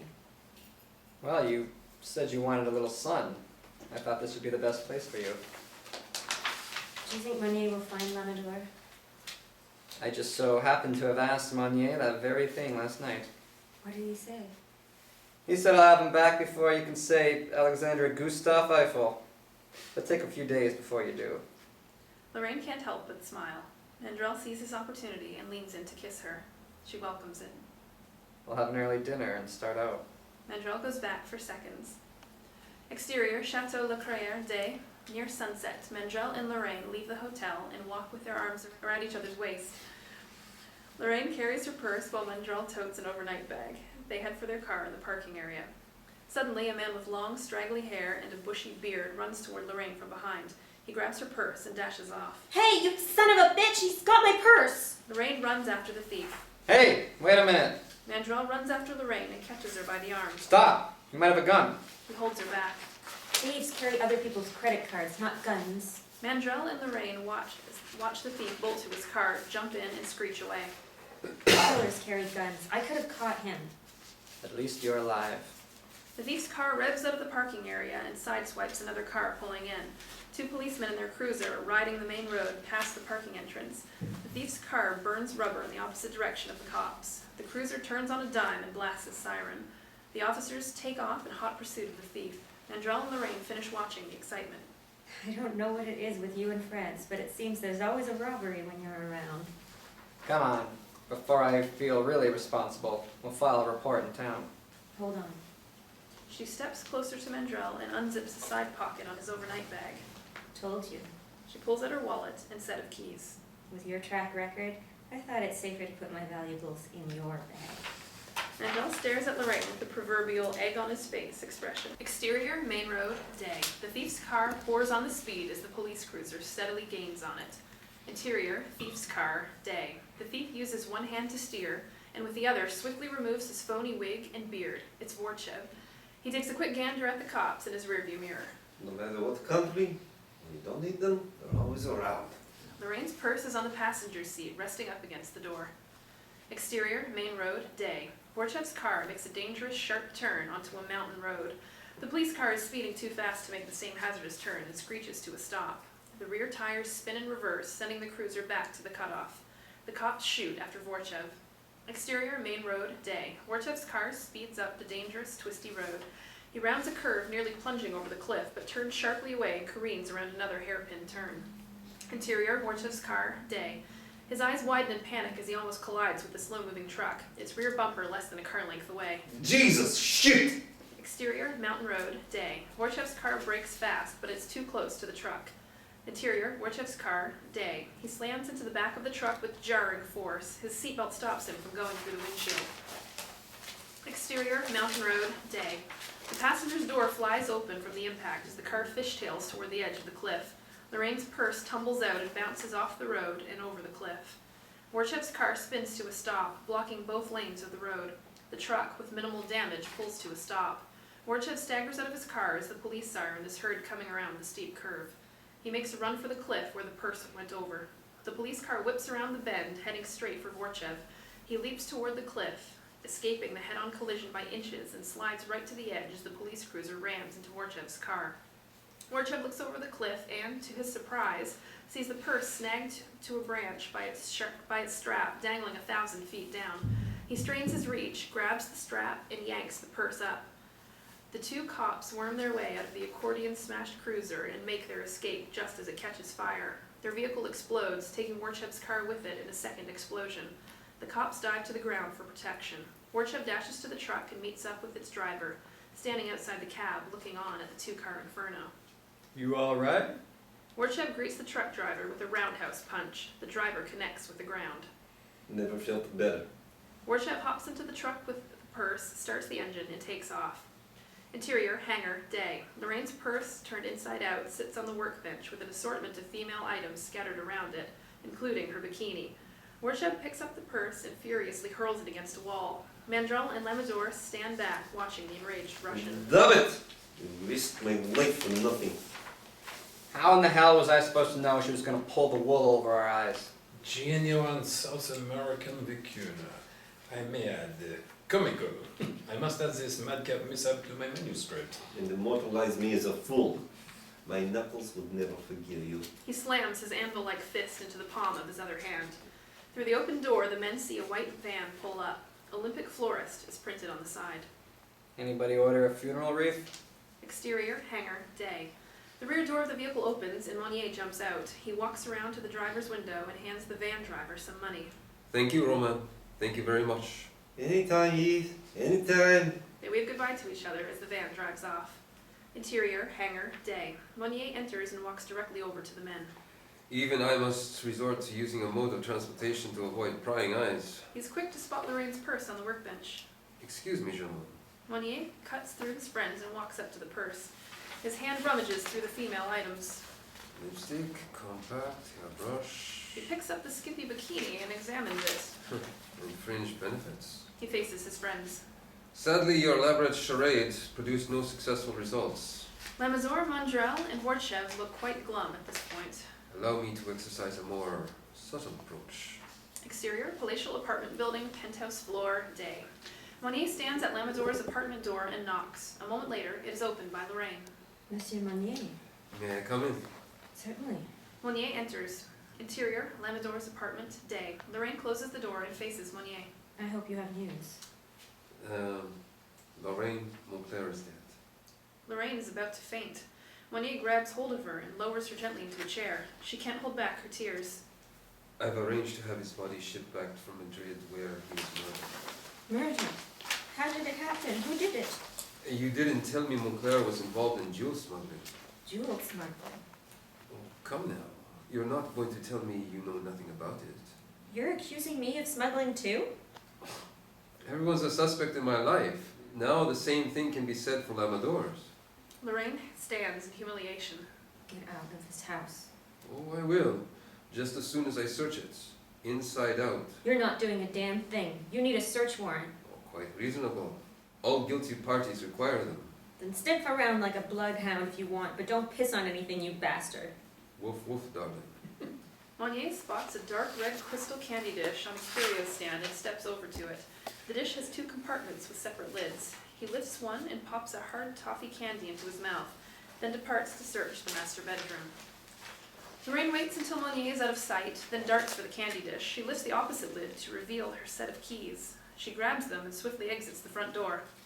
Exterior, Banque de France, day. Lorraine strides out the doors, holding a large manila envelope. Interior, Chardet's outer office, day. Lorraine walks in and approaches Adele at her desk. Oh, good afternoon, Mademoiselle Carmen. Hello, Adele. Is Maurice in? Yes, he is. I need to see him right now. Of course. Adele picks up the phone and buzzes Chardet. Interior, Chardet's private office, day. Lorraine enters as Chardet meets her at the door. Oh, come in. Go ahead, sit down. Lorraine sits at the desk as Chardet returns to his chair. What is the trouble? Haven't you heard anything about Montclair yet? Montclair is dead. What? He was murdered. A most annoying and arrogant police inspector, Yves Monnier, found out that Montclair was involved in jewel smuggling. Chardet springs to his feet and slams both hands on the desktop. What is this outrage? I'll have his old damn department purse prosecuted for such inordinate lies. Don't they know who they're dealing with? Chardet begins pacing the room. Montclair is eccentric, yes, but he's certainly not a character out of one of his own novels. Speaking of which, I have his new manuscript right here. He was so secretive about this one, and even more protective of where he kept it. Charday stops pacing and walks over to Lorraine. She hands him the manila envelope. He places it on his desk. I was afraid to read it. It took possession of him from day one. He was never the same after he finished it. Lorraine, are you in any kind of trouble yourself? Monier's searching the apartment as we speak, hoping to link me to Montclair's infernal folly. Oh, Maurice, I'm scared. Charday moves in close to Lorraine. He takes up her hand and cups it in his. There's no reason to be. I'll have this whole fiasco straightened out before morning. Interior, Charday's home, bedroom, night. Charday, in pajamas, reclines in bed with a large manila envelope. His wife is next to him, reading a copy of Le Nouvel Observateur magazine. Charday slips the manuscript out and starts reading. Interior, Lamador's apartment, master bedroom, day. The nightstand clock, 8:10 a.m. The phone next to it rings. Lorraine awakens and stretches over to answer it. Hello? Interior, Charday's home, kitchen, day. Charday is in his robe on a portable phone. His housekeeper hands him a cup of coffee. Lorraine, it's Maurice. Has there been any further contact by Monnier? Intercut phone conversation. No, Maurice. Not a word since yesterday. You said you didn't read a page of Montclair's manuscript before giving it to me? I don't even know the title. It's incredible. The whole thing is written as if it were all true. I don't know whether to call the police or start a publicity blitz. Interior, palatial apartment building, penthouse floor, day. Mandrel stands at Lamador's door, about to ring the bell. Just then the door opens with Lorraine rushing out. Steve. I'm glad I got here when I did. I didn't want to miss you. Lorraine closes the door and locks it. She starts to walk past Mandrel. I can't talk now, Steve. My Nate told me everything. Lorraine, I'm here to help you. Lorraine stops and turns back to Mandrel with a puzzled expression. I mean it. Why should he tell you? Isn't his work confidential without exception? Yes. That's why he wanted to use me to get information from you about the jewel smuggling. Mandrel moves closer to Lorraine. But I won't help him. Monet isn't finished by a long shot. He's not through searching here, and when he returns, he's going to turn this place upside down, and you with it. I think the safest place for you to be is my hotel room. Hotel room? Aren't you staying with Monier? Yes, I was. But as soon as he asked me to betray you, I moved out of his apartment. Why don't you let me take you to the hotel now? Thank you, Steve. I would feel so much safer. But I have some things to tend to first. I'll come back here later and pack a few things. Mandrel reaches into his pants pocket, pulls out a hotel key card, and hands it to her. There may not be time for that. It's the Escale Oceana in Orleans. Go there when you're done. Don't come back here. Why so far away? It can't be too far away from Monnier. Interior, hangar, day. Lamador, Mandrel, and Monnier huddled together, arguing. Are you in love with her? That's not what's going on here. I had to get her to a place where she felt safe, so a hotel room was the only thing I could think of at the spur of the moment to try to get your precious key back, Lamador. Frankly, gentlemen, I am tired of this three-ring circus. I say we do this the old-fashioned way. He reaches inside his jacket and pulls out a 9mm Beretta. Wait a minute, this is a caper, not a murder mystery. Monnier digs back inside his jacket, removes a silencer, and attaches it to the gun. Stagnant plots make for a dull read. Isn't that right, Lamador? The master novelist is rendered silent. Interior, Escale Oceana Hotel, guest floor, night.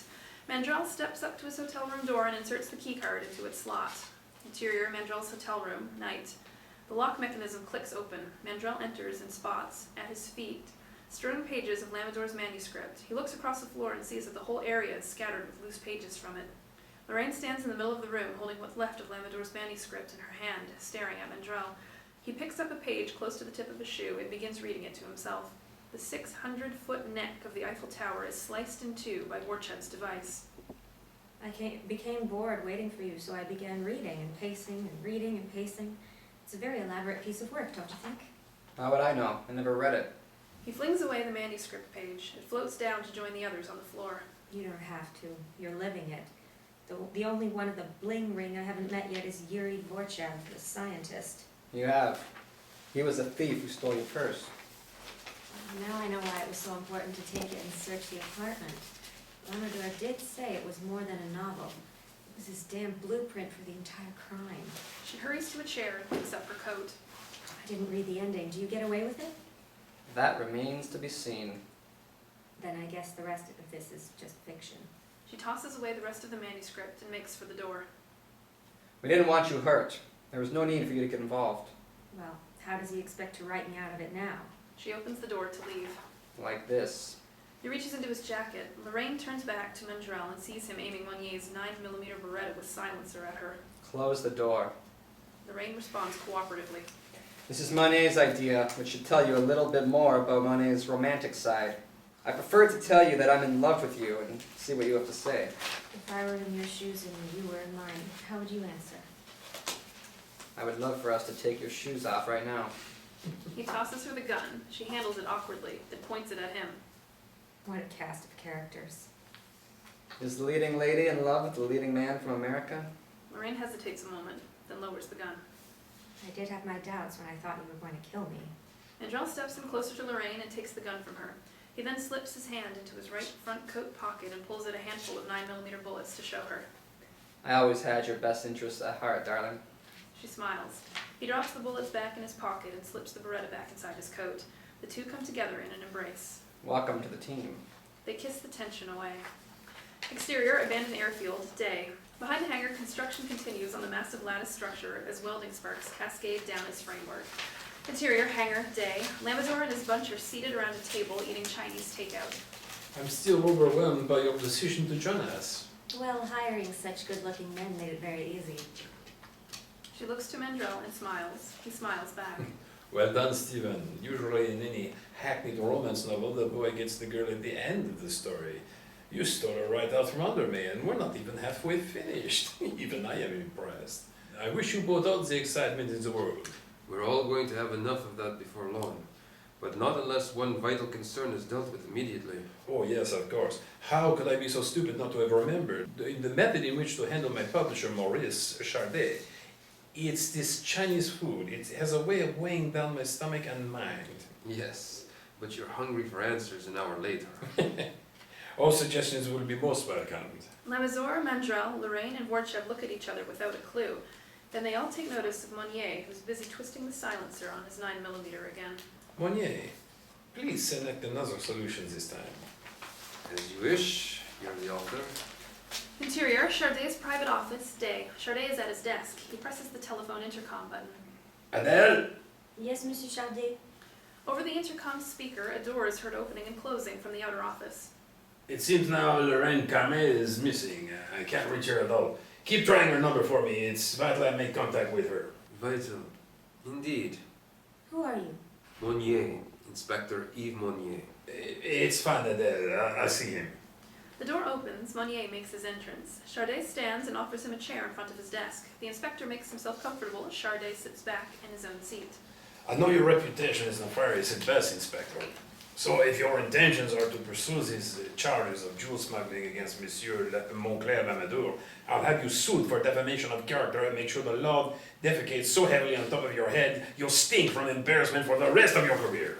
You will not intimidate me as you've done to Mademoiselle Carmet. I simply fabricated that story to cloak the case I'm working on and protect Lorraine from it. And the likes of you, for that matter. I don't know what you're after, but I demand to know where Montclair is, Inspector. Or do I have to call the police? Monnier checks his watch. Your prayers will soon be answered. I assure you. The intercom buzzes. Chardet presses the button. Yes? Monsieur Chardet, Police Captain Félix is here to see you. Please, send him in, Adele. Thank you. Chardet looks to Monnier, lost in confusion. Monnier offers back a smile. The door opens. Captain Felice enters with Detectives Kemp and Bontrace following him in. Chardet stands. Monsieur Chardet? He and Chardet shake hands. Please, Captain, make yourself comfortable. Captain Felice takes a chair next to Monnier. Kemp and Bontrace stand in the background. Please excuse this intrusion. Inspector Monnier told me to arrive at 1:30 sharp. I give you my word all this can be explained away in no time. Isn't that correct, Monnier? Even though I don't have the slightest clue what the hell's going on myself. The relaxed Monnier stands. But you gave your word, so don't worry. Monnier reaches inside his jacket for his pack of Treasurer black cigarettes and lights one. Whatever this is, why am I being dragged into it? What do I have to do with police affairs? Because, as of right now, you're under police protection.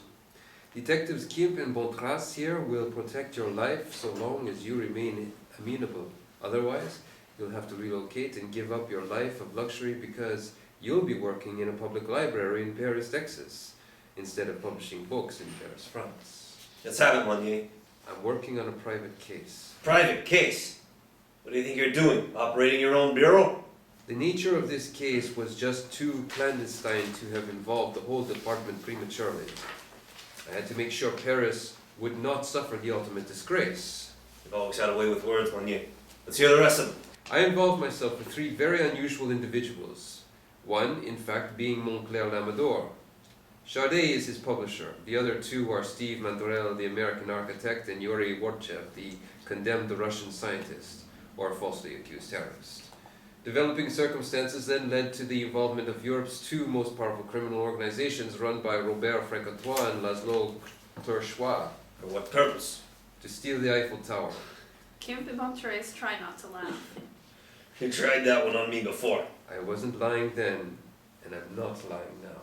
You expect me to believe a ridiculous, inconceivable plot like that? Chardet's staunch temperament finally fizzles out. It's true. How in the hell do you know what's true and what isn't? And why in the hell don't I know the difference? The tower? Are you serious? Believe me, Captain, everything has been worked out to the exact detail and rivet. The Eiffel Tower can be stolen. This is unbelievable. Can you stop it? Well, if I didn't think so, I certainly wouldn't have gone this far with it. I would have thrown Lamador in jail from the very beginning, but Captain, what's more important is putting the other 2 organizations out of business. Then France will be clean from their criminal slime from the top to bottom. Chardet, if any of the 2 crime lords suspect that you knew anything about this operation, it would be your Waterloo. I'll run through their entire plan with you and fill you in with more details as the schedule progresses, so you'll be prepared for every move they make, and I'll handle the big pinch myself.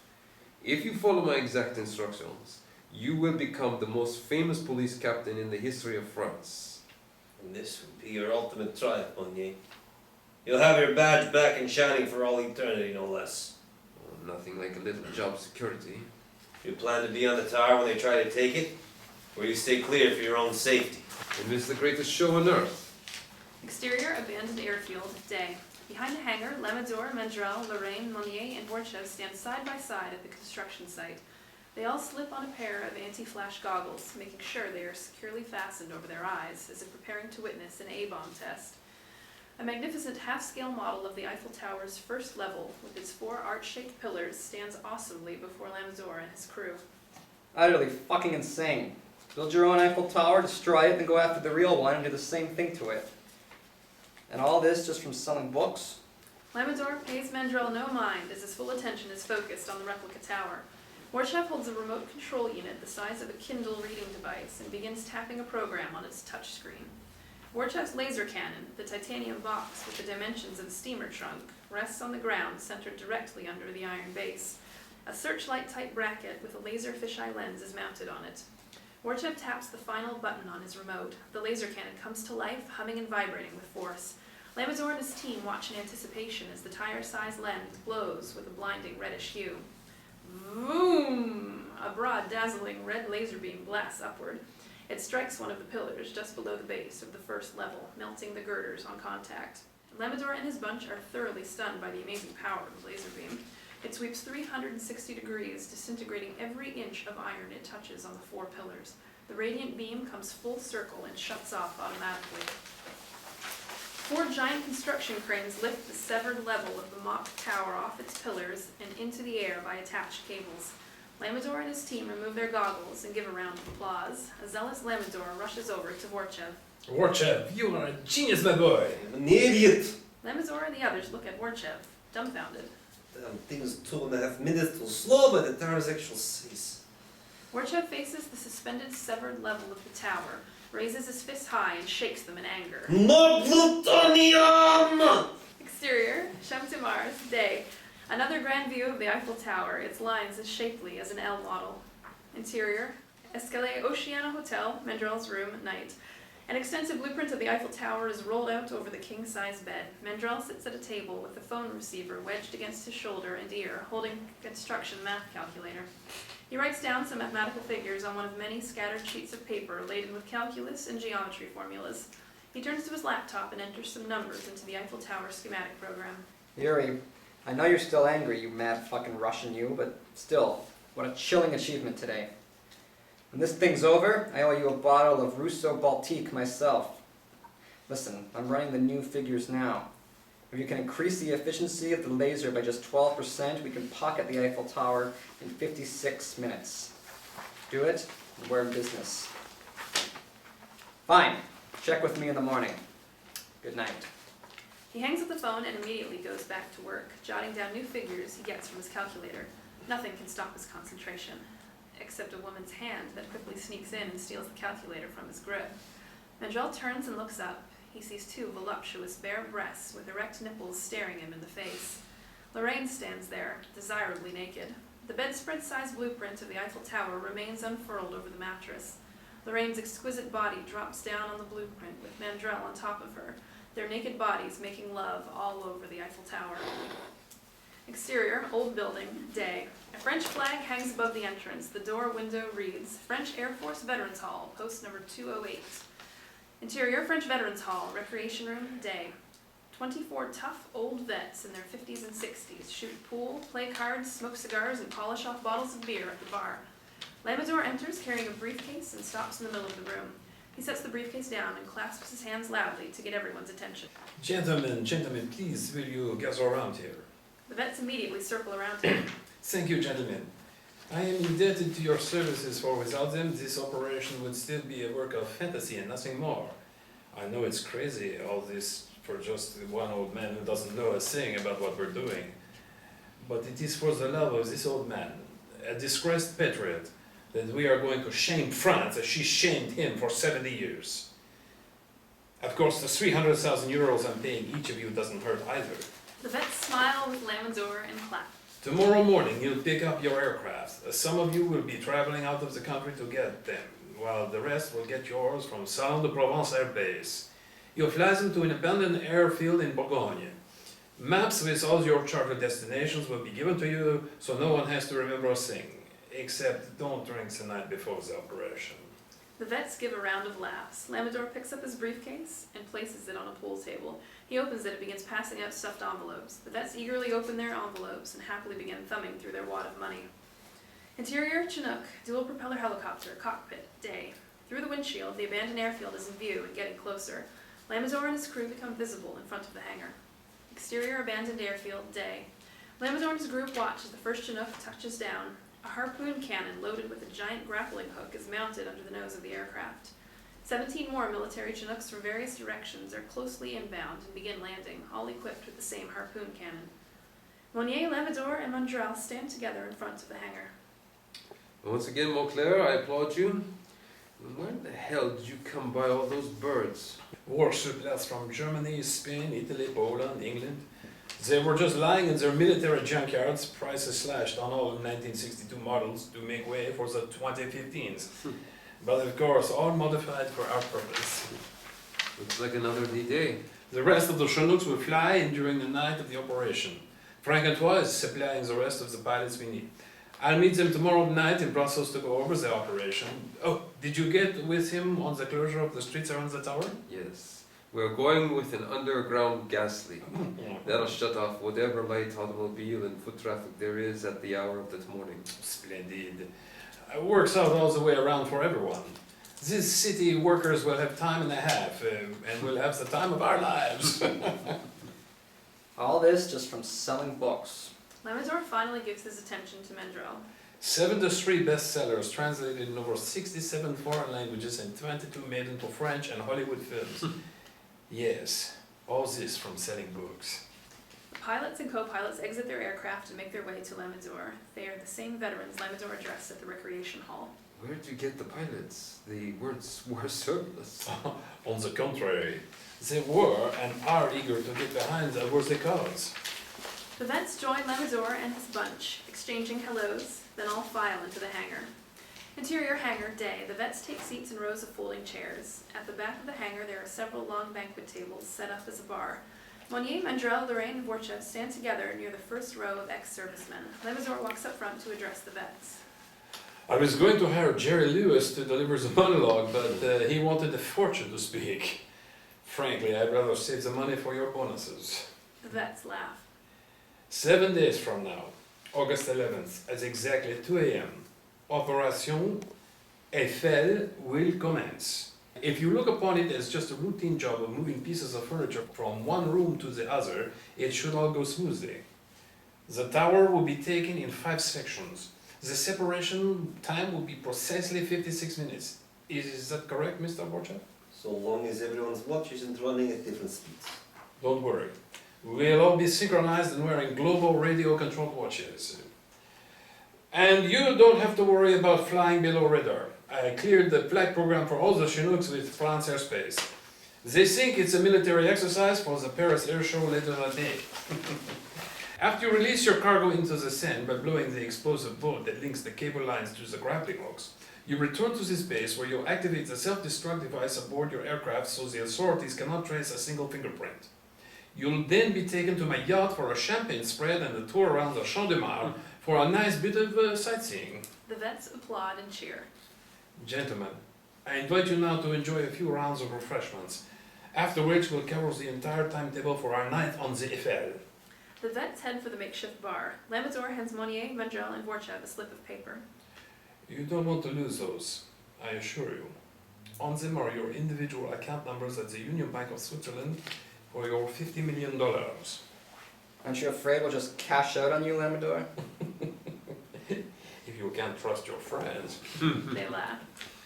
I must admit, Montclair, even with your fantastic laser show, I was convinced that this whole escapade of yours was just one gigantic publicity stunt for your new book. But now I can see you'll reap your just rewards for all your gallant risks. So long as you leave your handcuffs at home, eh, Inspector? Monnier smiles. Exterior, Palais de Lycée, day. A lavish government building. Interior, Prime Minister's office, day. An open file on a desk reveals ancient-looking documents that appear to have been saved from incineration, as most of the print remains still legible. The Prime Minister, 60s, stone-faced, sits at his desk peering down at the documents. This is without question the most shocking miscarriage of justice this country has ever seen. The Chief Justice and Chief Prosecutor, both men at their pompous best, sit across from the Prime Minister. I agree, Prime Minister. No apology, even if delivered by President Francois Hollande himself, would rectify this travesty. If this goes to trial, I'll resign as Chief Justice to avoid becoming a laughingstock overnight. And as Chief Prosecutor, you would be damned worse than Lucifer if you tackled this in court. These papers are as miraculous as the find of the Dead Sea Scrolls. How was Vardon able to get his hands on them? Vardon's been chasing every infinitesimal clue regarding these documents for years. No one believes such phantom papers existed. A few months ago, we actually got a court order to excavate an area in Berlin that was the former location of Hitler's Abwehr, his military intelligence organization. Vardon found those papers and a dozen other artifacts that he later gave to the Simon Wiesenthal Museum in California. Your Excellency, the evidence is irrefutable. Those documents clearly list dozens of Nazi informants in the ranks of the French resistance, including Georges Douanel, Golan's section leader. I still can't believe it. Georges Douanel, one of the most highly decorated men of the war. And the key witness against Golan during his war trial in ¡46. We might have been able to bury this whole thing if Vardon hadn't found Donnell's diary at the nursing home where he died. But how do you bury Donnell's own words? Especially when he admits to betraying his own men to the Gestapo and fingering Golan as the perpetrator. Those fools in the post-war government were so anxious to show the people they could deliver swift justice, they sent Golan to prison on Douanel's testimony alone. Now we have to pay the price on a 70-year-old debt of injustice. The telephone intercom buzzes. The Prime Minister pushes the button. Yes. Prime Minister, Monsieur Vardon is here. Oh. Please send him in. Well, gentlemen, let's just see how much this debt is going to cost. Vardon enters as the Prime Minister, the Chief Justice, and Chief Prosecutor stand. Vardon shakes their hands. Prime Minister, it's a pleasure. Thank you for seeing me. The pleasure is mine, Monsieur Vardon. You're a remarkable man indeed. I don't have to tell you, this has been an extremely embarrassing situation to endure. With all due respect, sir, your embarrassment means nothing compared to Victor Golan's endless suffering. Vartan and the haughty government leaders stare intently at each other until the Prime Minister concedes, looking back down at the open file on his desk, then closes it. Please, gentlemen, shall we? He motions for everyone to take their seats. Your work on this case is unprecedented. We're all quite curious, though. Just who hired you to perform these investigative miracles of yours? Attorney-client privilege. We will begin to process Monsieur Goland's paperwork immediately. He'll be released tomorrow morning without a stitch of red tape to delay his freedom any further. Thank you, Prime Minister. There is, of course, one thing that this office would ask of you, Monsieur Vartan. That you disclose nothing to the media of this mistake. And, of course, you may ask what you will from us in return. Vartan takes to his feet. I believe the sun rises tomorrow at 5:49. Let Victor Golan see it outside that shithole. Excuse my French, Your Excellency. Vartan walks out.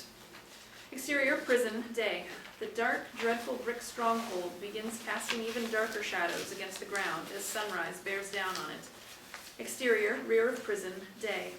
A 1955 Rolls-Royce Silver Wraith pulls up near a large iron door. A formally outfitted chauffeur with cap removes himself from behind the wheel and walks around the vehicle. He waits attentively at the passenger side, facing the prison. The impregnable iron door opens with a metal grunt as two guards escort Victor Golan in a moth-eaten suit from World War II into the morning sunlight. The old man shakes the guard's grip off his arms to take his first feeble steps alone as a free man. The dignified chauffeur opens the rear passenger's door of the Rolls and stands at readiness. Golan slowly journeys to the elegant automobile and slips into the back seat. The chauffeur closes the door. Interior Rolls-Royce, day. Golan sits next to Henri Lamador in the back seat. The chauffeur enters, starts the engine, and pulls away. Victor, I sent over a new suit for you to wear. I came in with this, and I will leave with this. The war is over, Victor. That's like saying life is over. So long as there's a battle to be won, there's what kept me going all these years. There's a story to be told. You're absolutely right, Victor. There is a story to be told. Golan gently taps Henri's cheek with his fingertips. You're a wonderful brother, Henri. I will always love you for what you've done for me. Henri's smile lingers as emotional tears well up. Interior Lamador's apartment, kitchen, day. The elegant decor is as richly designed as the rest of the capacious apartment. Henri pours a glass of tea for Golan, who sits at the table. Merci. He sips gingerly from the hot cup, savoring the heavenly flavor. Wonderful. It's only tea, Victor. Makes me feel warm all over, like freedom. Well, from now on, you'll have all the tea you want, and all the freedom you want. Henri, this place. Why did you bring me here? Who owns this? Everything is so expensive looking. Who does this place belong to? A friend. He insisted that I take charge of it until his return. I thought you deserved the comfort of a place like this. You're my brother, but you were never a good liar. Even when you first promised that I would soon be out of prison. That was 10 years ago. This apartment belongs to the one who paid for my freedom. Henri remains silent. Even when you're not speaking, Henri, you're not a very good liar. The old man sets his teacup down and slowly rises to his feet. Henri quickly makes a move to assist him. I'm tired. You want to lie down?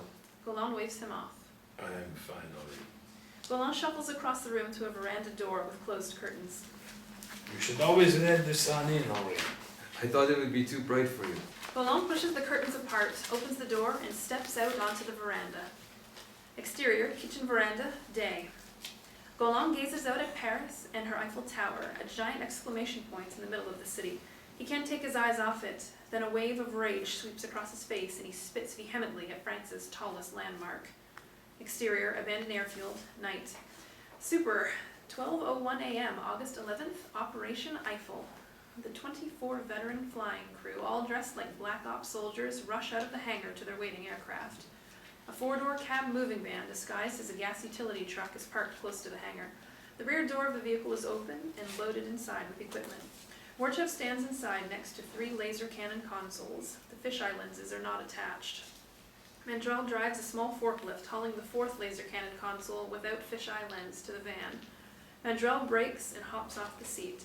He helps Warchuk muscle the bulky console off the forklift onto the van. Shit. Did you have to make them so damn heavy? Did they have to make the Eiffel Tower so damn big? Tell me something. You're using plutonium in these things, right? Duh. And these cannons are supposed to self-destruct as soon as they cut their section of the tower? We've been through this. Then how in the hell are you going to protect us from a radiation bath? I assure you, you can leave your shower cap at home. The charge won't affect the plutonium. It's all in lead containment cells. Safe for all ages to play with. Interior, hangar, night. On the floor in front of the workbench sit the 4 large metal carrying cases containing the laser fisheye lenses. Lamazor is in the process of closing their lids and locking them. Lorraine, wearing a headscarf, timidly walks up to him. They're the only ones left inside. If it means anything coming from me, I approve the company you're keeping. Mandrell is a good man, to be certain.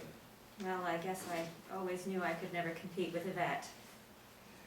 You know me like a book. He kisses her on the lips one last time. Exterior, abandoned airfield, night. Lamazor gets behind the wheel of the moving van as Lorraine takes the front passenger seat. Interior, moving van, night. Mandrell and Warchuk sit in the back seat. Where in the hell is Monnier? That thought had crossed my mind. Exterior, police heliport, night. Police is written on the side of a helicopter. 2 more police copters are on the pad. A dark figure dashes away from the copters and rushes to a parked car. A closer glimpse shows the person wearing a denim jacket and jeans and holding a pair of gardening shears as he gets in behind the wheel. The car starts and leaves fast. Interior, moving van, night. We can't wait any longer. We're falling behind schedule. But where is he? Huh? Lamazor turns his head back and looks at Warchuk with grave concern. He then adjusts himself in his seat and starts the engine. Exterior, abandoned airfield, night. The moving van screeches away from the hangar. Exterior, steel mill, night. Super, Marais district, an ancient block-long citadel. Its huge iron billboard sign towers above the rooftop. Excelsior Steel. At the main entrance gate, dozens of strikers are camped out along the complex with tents, folding chairs, lanterns, ice chests, and thermoses. Picket signs read, Excelsior steals from the working man. Unfair wages and benefits. Dangerous working conditions. More deaths with less pay. A lone man comes out from the shadows across the street and walks into the nest of strikers. How you fellas doing tonight? A broker didn't shit and no new contract to negotiate. Too bad. That doesn't mean you can't liven things up a little around here. The strikers, who are sitting, rise to their feet and join their mates who are standing and staring in silence at an army of thugs waiting at the end of the street. The bruisers are ready for war, armed with bats, crowbars, lead pipes, and Molotov cocktails. Now, who are you? You're not with the union. Let's just say you're the entertainment for tonight. The lone man digs into his shirt pocket and pulls out a whistle. Let the games begin. He blows it. The throng of thugs charge the factory gates, overwhelming the guards posted there. The strikers are only too happy to join the surge of rioters, and together they overturn trucks, smash windows, beat up on guards, set the factory ablaze with Molotov cocktails, while hollering in unrelenting enjoyment. Exterior, Champ de Mars, night. A romantic view of the Eiffel Tower, the Iron Goddess bathed in golden lights from top to bottom. The front tires of the vehicle roll to a stop. The moving van parks close to the West Pillar elevator entrance. Interior, moving van, night. Lamazor picks up a CB mic from the dashboard. Team 1, start your engines. The race is on. I repeat, the race is on. Exterior, abandoned airfield, night. The dual rotors of the 12 Chinooks, Team 1, rev up at top speed and slowly begin liftoff, climbing in unison. In moments, the black sky is filled with dozens of lights beaming from the copters as they head toward Paris. Interior, Eiffel Tower power station, night. The nerve center is filled with generators, giant circuit breakers, voltage regulators, and control consoles galore. Mandrell opens 2 large circuit boxes and pushes 2 lit green buttons in each unit. Lamazor watches him work from nearby. Both men have a pair of anti-flash goggles around their necks. The elevators in the east and west pillars now have juice. Let's go. Just then, Warchev enters, holding onto a cowering and blindfolded night watchman. I thought I told you to knock him out. I couldn't. He surrendered. Lamazor looks at his watch. You've cost us an extra minute and 16 seconds with this man. Those devices now have to be in place within the next 14 minutes. Lamazor heads for the exit with Mandrell following him. Lamazor stops suddenly, turns back, and karate chops the night watchman in the back of his neck, dropping him cold. Now we're back on schedule. Exterior, French countryside, night. The Chinooks, Team 1, whip across the sprawling landscape. Exterior, Eiffel Tower, ground level, night. Wardchev wears a headband flashlight and crouches near a laser cannon console centered under the tower. He unlatches the lid to a fisheye lens and removes the bulky lens. He unlatches the lid to a fisheye lens case and removes the bulky lens. He fits it into the rotation bracket on the console and clamps it in. Exterior, Eiffel Tower, ground level, night. At the West Pillar elevator, Lamazur and Mandrel jockey a laser cannon console inside. Lorraine is already aboard with 2 laser cannons, 3 fisheye lens cases, a portable pulley apparatus, a large spool of cable, and an extension ladder. The door closes and the elevator begins its ascent. Exterior, Eiffel Tower, ground level, night. Wardchev is still occupied with the first laser cannon console. He pulls down the back panel to reveal 5 dials labeled trajectory, elevation, decline, rotation, and timer. Above each dial is an LED counter. He removes a small notepad from his jacket pocket and quickly begins setting the dials to the figures written on the pad, which register on the LED readouts. He finishes by flipping a switch from manual to remote. Exterior, steel mill, night. The war-torn grounds continue to be decimated by the army of rioters. On the rooftop of the main industrial building, a mutineer lights a Molotov cocktail and throws it at the giant Excelsior steel sign. It explodes into flames. A cavalcade of police sirens are heard coming in from all directions. Interior, police car, night. Through the windshield, rioters throw more Molotov cocktails at police cars. Cops dash away from their vehicles seconds before they explode. Merde! Better call reinforcements in from the Chiliad and Invalides districts. His partner picks up the radio mic. Exterior, Eiffel Tower, second level, night. Boutiques, galleries, souvenir shops, and the Grand Jules Verne restaurant occupy this level. Lamazur and Mandrel stand close to the edge of the rooftop hub of all the shops. They use the pulley rig and hoist up by cable a laser cannon console fastened to a mylar harness and set it down. Mandrel signals an OK with his fingers to Lorraine, who stands below next to the extension ladder. The 2 men quickly grab hold of the console and carry it to the center of the roof. They set it down beside a fisheye lens case. Exterior, Eiffel Tower, first level, night. A museum, an observatory, and the 58 Tour Eiffel restaurant are on this level. Wardchev kneels before a laser cannon console positioned in the center of the transparent floor. He is busy attaching a fisheye lens to the rotation bracket on the weapon. Interior, Team 1 lead Chinook, cockpit, night. Through the windshield, Paris, the city of lights, and rising above it all, the Eiffel Tower, glittering as if made of solid gold. Team 1 lead pilot flips a few switches. This is Team 1 leader to Team 2 leader. Go on in. Maintain your position until I give you the all clear to approach. Roger. The pilot pushes forward on the throttle. Exterior, Eiffel Tower, second level, night. At the center of the rooftop, Wardchev crouches before the 3rd laser cannon with fisheye lens attached. He programs the dials according to the numbers on his notepad. Exterior, steel mill, night. The whole grounds is a smoking battlefield. What appears to be France's entire police force unleashed encircles the giant perimeter with its squad cars. Police barricades are lifted to allow fire engines inside as droves of cops swarm over the rioters with clubs and handcuffs, making arrests. Exterior, Eiffel Tower, center neck, night. Atop the midsection, Wardchev hovers over the 4th laser cannon with its fisheye lens attached. He refers to his notepad and sets the last dial, then flips the remote switch. Wardchev gently takes hold of the fisheye lens as if it were a child's head and plants a kiss on top of it. He rushes back to a lift and catches a ride upward. Exterior, Eiffel Tower, top-level observatory deck, night. Lamazur, Mandrel, and Lorraine wait at an elevator door. It opens, and Wardchev steps out. Fini, as they say around here. And Manier, did you forget what day it is? Regardless of what's keeping Monnier, we have to keep to the schedule. They're here. They look to the sky. The lights on the first team of 12 Chinooks are seen growing brighter as their rotors are heard approaching the tower. Interior, Captain Felice's apartment, bedroom, night. Captain Felice and his wife are sound asleep. The phone rings on the nightstand. He groggily rolls over and grabs the receiver. Yes. Yes. Slow down. The cab driver told you what? He leaps out of bed. What? He drops the phone and dashes to a window. He flings the drapes open and sees the cluster of Chinooks encircling the top observation deck of the Eiffel Tower. He races back to the phone and grabs it. Dispatch every unit in the tower now. Interior, police station, night. The night shift desk sergeant is on the phone with Captain Felice. But, Captain, we have no cars available. All our units are over in Marie's at the Excelsior steel mill. A huge riot broke out this morning with the strikers. Intercut phone conversation. Idiot!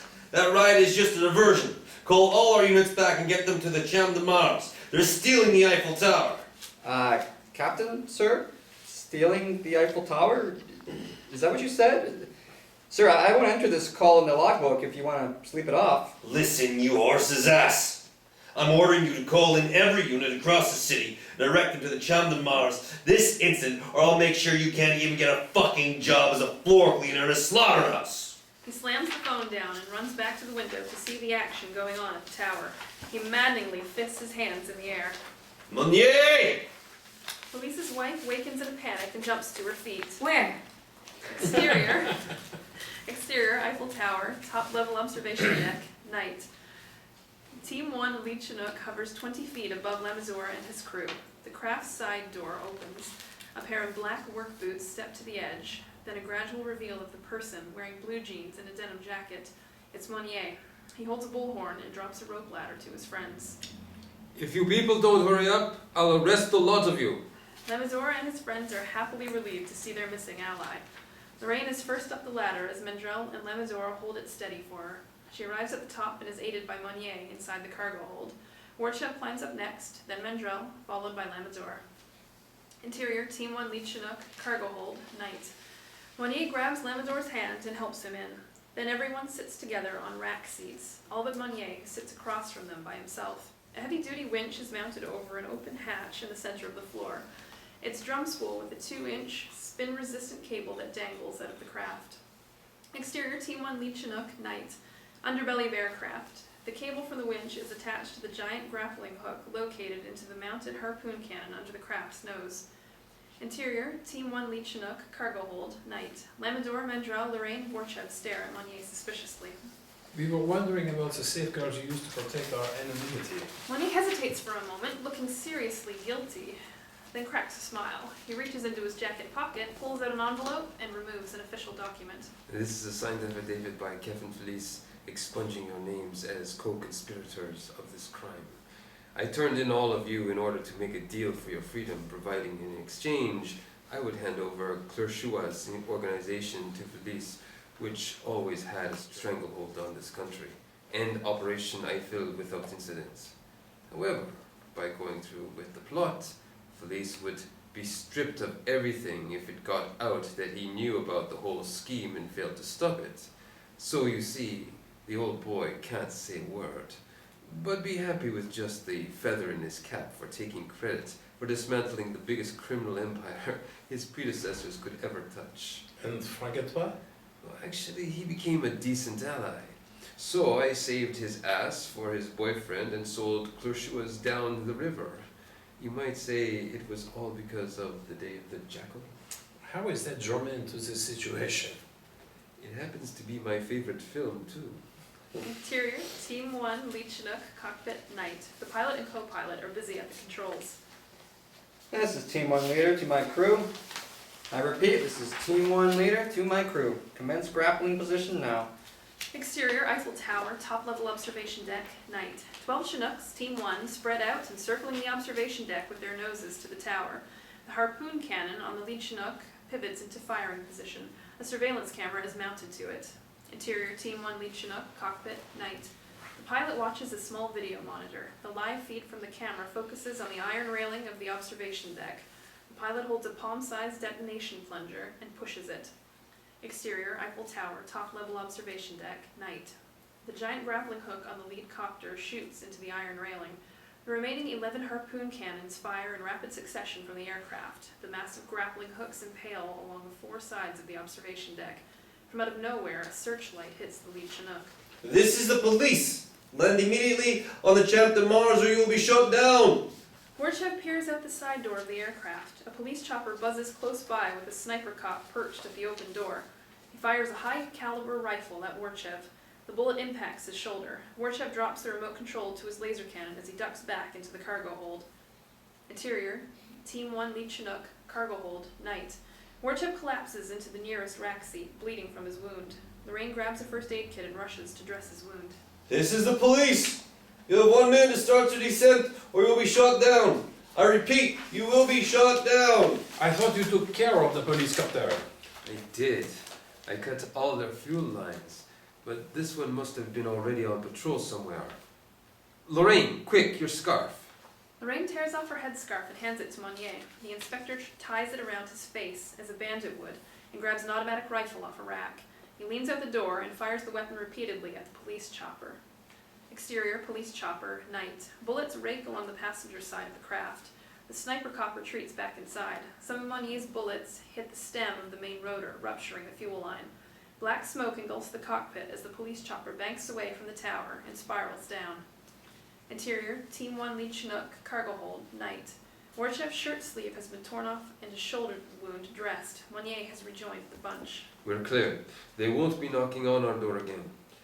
I'm sorry you're wounded, Yuri, but so is this operation now. You lost the remote to those lasers of yours, so what do we do now? We'll have to play gymnastics in the tower and go down and set them all off manual. With your arm? Can you do it in this time? Let's just say I have better chance at accomplishing this than winning a fencing match. Steve, throw the ladder out for me. Mandrel quickly moves to the door and tosses the rope ladder out. Warchev stands and steps to the door. He painfully crouches down with Mandrel's help. I should be going instead of you. These machines are more temperamental than women.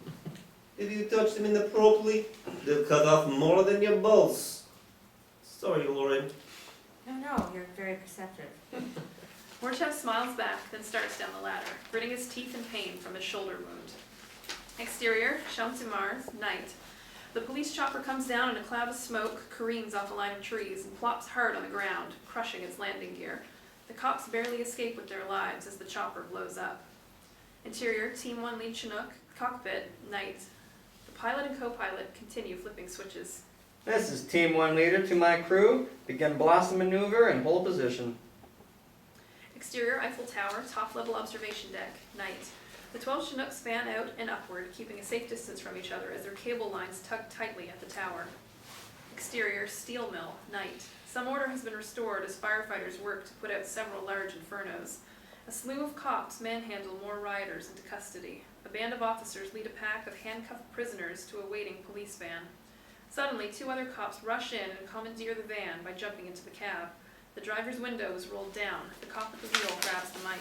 To all units, I repeat, to all units. This is a directive to all units. Do not take prisoners. What? Are they going to shoot us? One officer rushes away from the pack of prisoners that are being taken to the van and confronts the cop behind the wheel. What's going on? We've got orders to drop everything and get to the Eiffel Tower. What's happening at the tower? The biggest case of armed robbery you've ever seen. Exterior, steel mill, night. Scores of police vehicles speed away, leaving handcuffed prisoners stranded everywhere. Exterior, Eiffel Tower, center neck, night. At the midsection deck, the elevator opens. Warchev exits and climbs an access ladder nearby to the roof of the deck and hastens to his laser cannon. He removes the back panel and adjusts the timing dial, then flips the switch from remote to manual. The LED readout above the timer dial begins counting down the minutes. 5:59, 5:58, 5:57.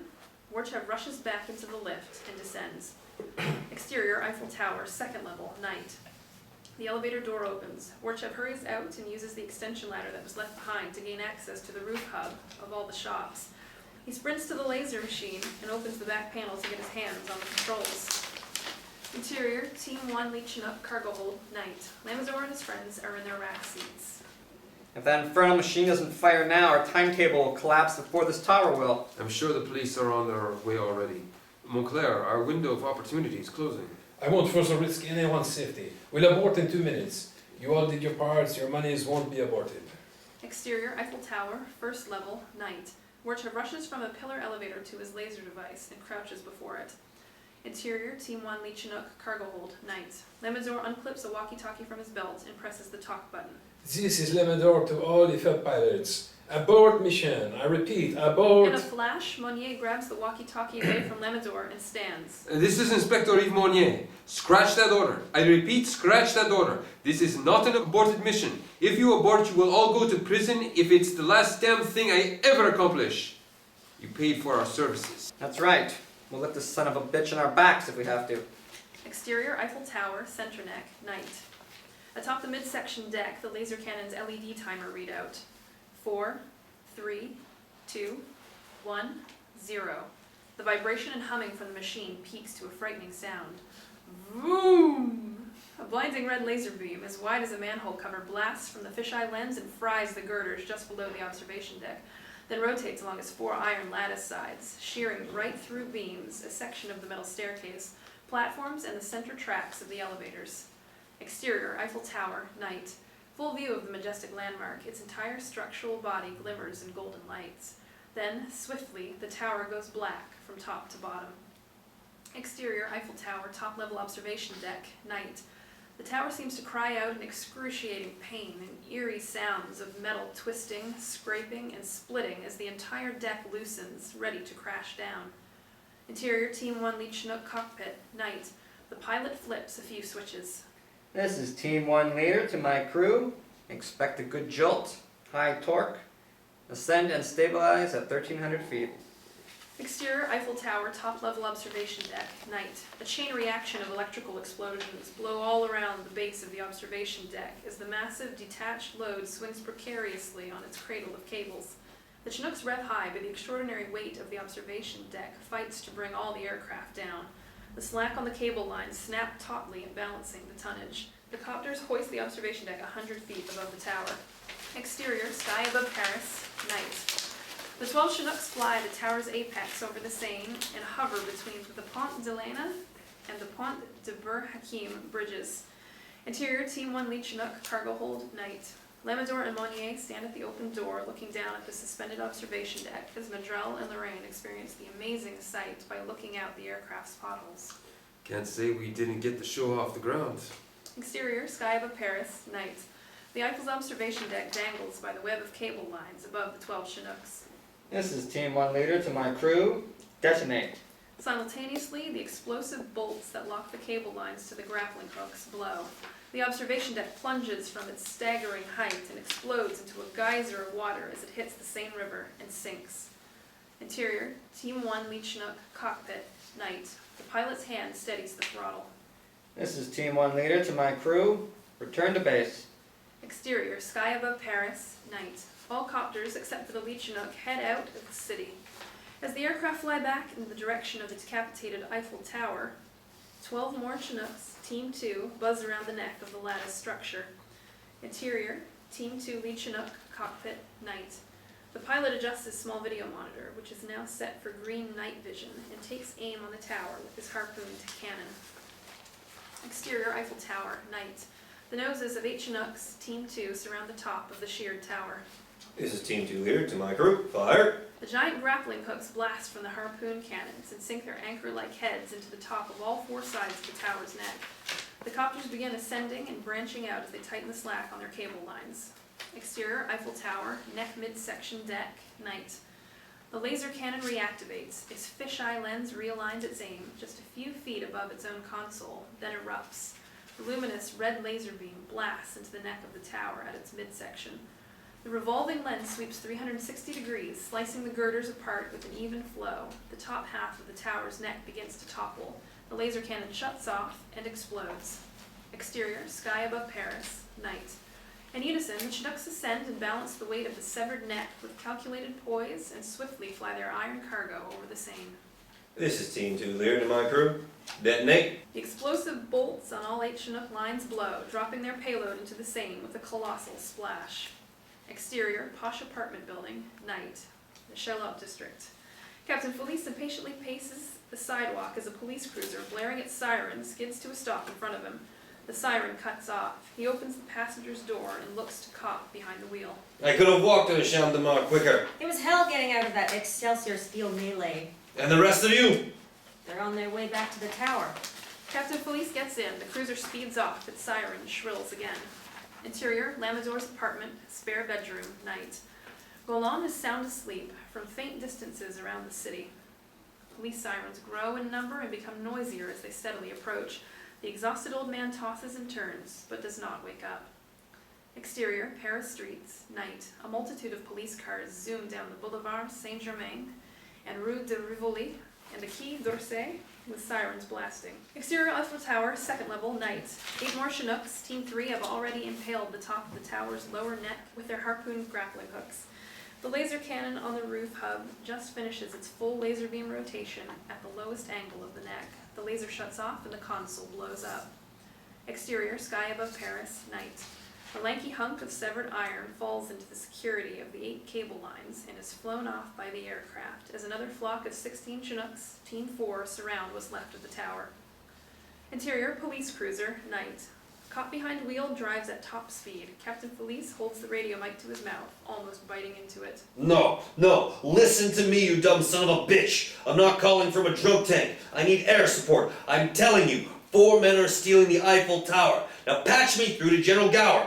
I'm Captain Felice of the Paris Police. This is ground control to Major Tom. Your circuit's dead. There's something wrong. Caught behind wheel can't help but bust out a smile. What the fuck are you laughing at? Sorry, Captain, but what you said too sounded like a Bowie lyrics to me too. Captain Felice is too infuriated to even speak. Exterior Eiffel Tower, second level, night. 16 Chinooks, Team 4, hover their noses below the railing, fanning out along a section of wraparound lattice paneling. The harpoon cannons fire simultaneously. The mighty grappling hooks sink their claws into the iron mesh. Exterior Eiffel Tower, first level, night. The laser cannon fires into the first pillar at the lowest angle point and shears it smoothly from end to end. The laser shuts down as the fisheye lens revolves to the next pillar, fires up again and slices through the iron swiftly and cleanly. Exterior, Avenue de New York, night. Captain Felice's cruiser is among a congestion of police cars just turning onto the Pont de Lena Bridge, which crosses the Seine to the Champ de Mars. Interior, Team 1 Lead Chinook, cargo hold, night. Lemazur and Monnier remain at the open door, watching all the excitement. Mandrel stands on the other side of the fuselage. Lorraine, scared, curls up in his arms. What's the matter? I don't know. It's strange. Suddenly I feel so frightened. The enormity of what we're doing doesn't seem real. Well, if it makes you feel any better, I don't think there's one of us who doesn't feel the same way. In fact, we should all be curling up in Lamador's arms, since he's the only one who can afford to steal the prison we might wind up in. The two look at each other and share a quick combo smile and laugh. Exterior Eiffel Tower, first level, night. The laser beam on the cannon sizzles through the last pillar and severs the second level completely from the first. The console explodes, shattering the glass flooring that rains down heavily onto the ground. The 16 cable lines from the Chinooks fight to stabilize equal balance of the mammoth-sized section of tower. It sways perilously as the jagged edges of its pillars on one side repeatedly crash into the railing on the first level. Interior, Jules Verne's restaurant, second level of tower, night. Tables and chairs crash through the scenic windows, dishes and glasses smash against the walls, and every bottle of spirits topples from the bar shelves, exploding in a hailstorm of glass. Interior, Team 4 Lead Chinook, cockpit, night. Team 4 Lead pilot flips a few overhead buttons. This is Team 4 there to my crew. On my signal, give full throttle. You're fucking nuts. It's too heavy. We'll split in two, all of us. Now, and don't let up. All the way! Exterior Eiffel Tower, night. 16 Chinooks, Team 4, rev their engines to the max, fighting the pull of gravity as they ascend to the proper altitude, finally winning the tug of war with the tower's second level. The aircraft fly off with their enormous prize. Interior, Team 1 Lead Chinook, cargo hold, night. Lamazur and Monnier, still at the open door, exhale their bated breath over the averted disaster they just witnessed. Now you see just how brilliant my plan was to get Felice to sign that affidavit.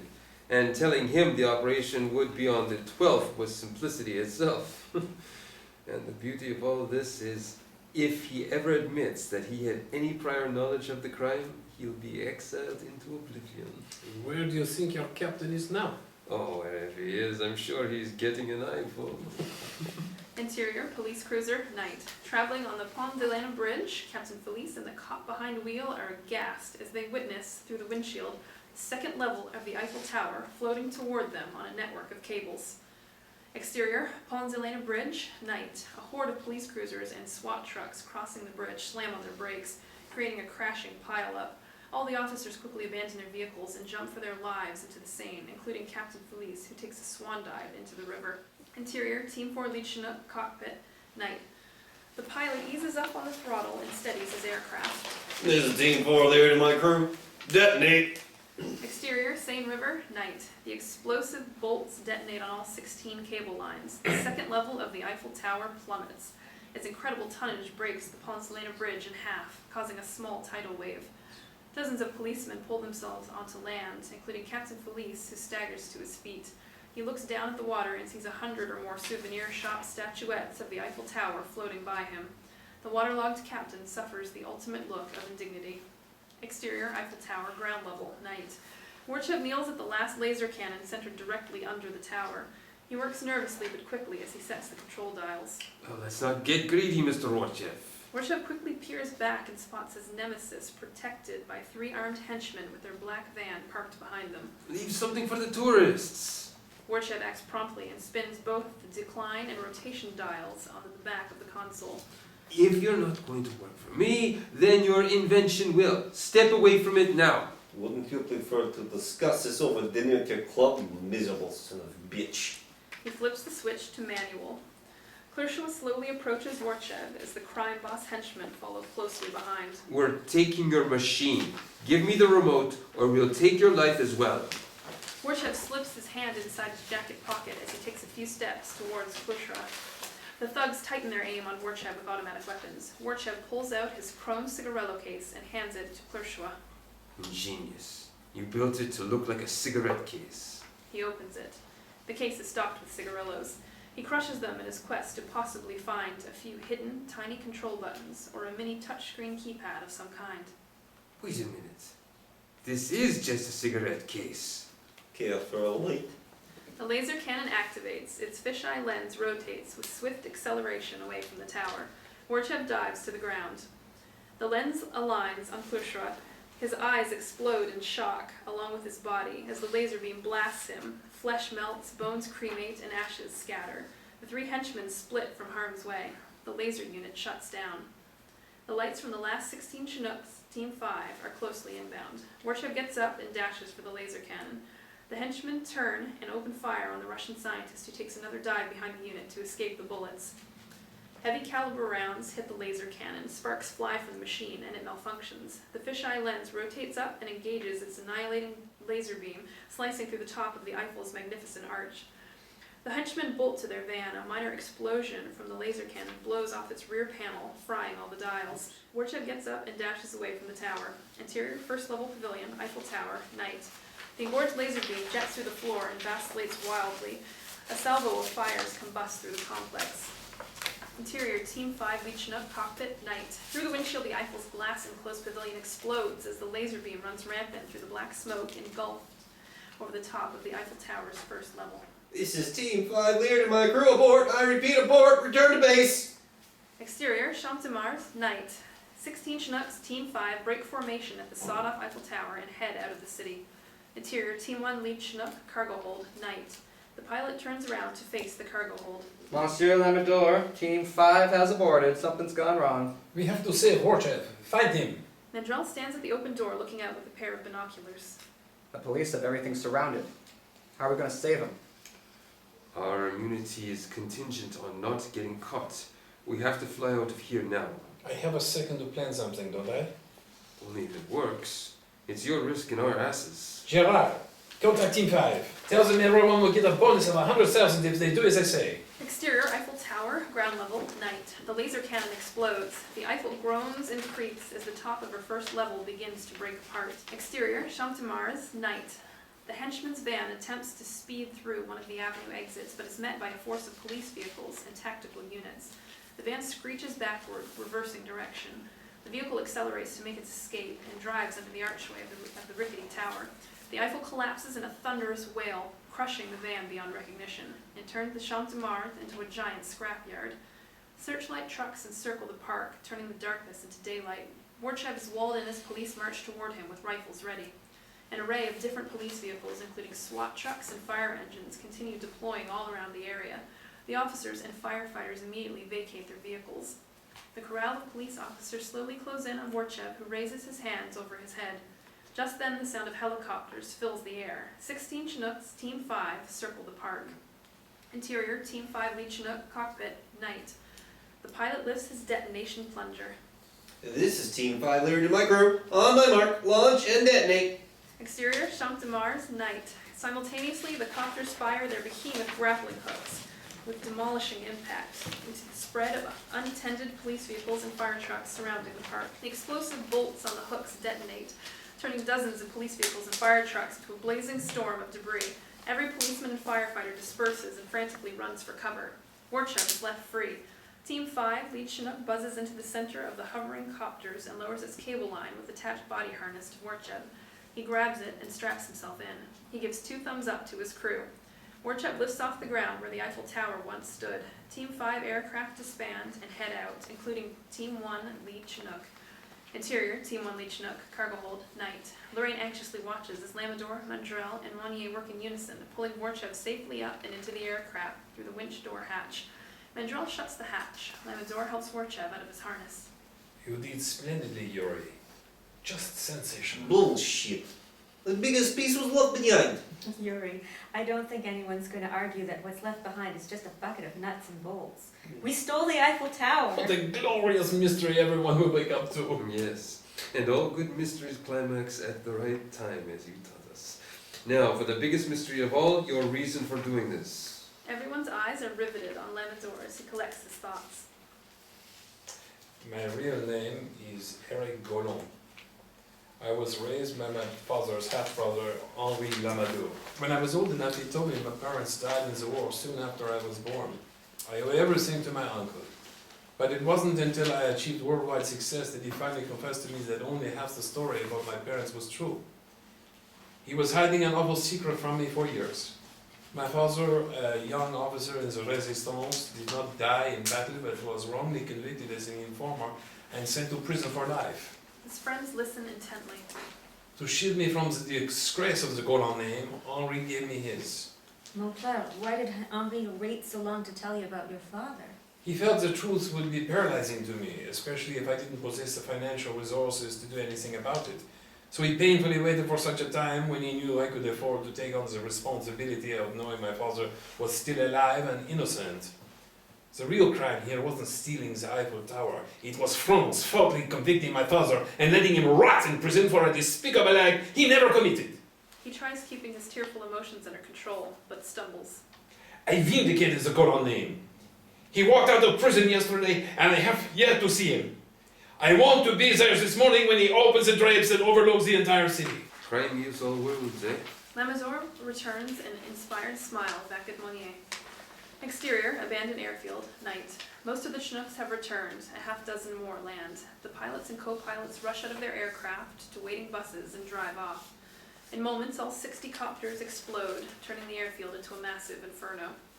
Interior, Lamador's apartment, spare bedroom, day. Sunrise. Golan's eyes open to a new day. He slowly peels the covers off himself and sits up. He slides his feet into his slippers. Interior, Lamador's apartment, living room, day. Henri sits at a small antique tea table, having his hot beverage as Golan comes in wearing a robe. Good morning, Victor. How are you feeling?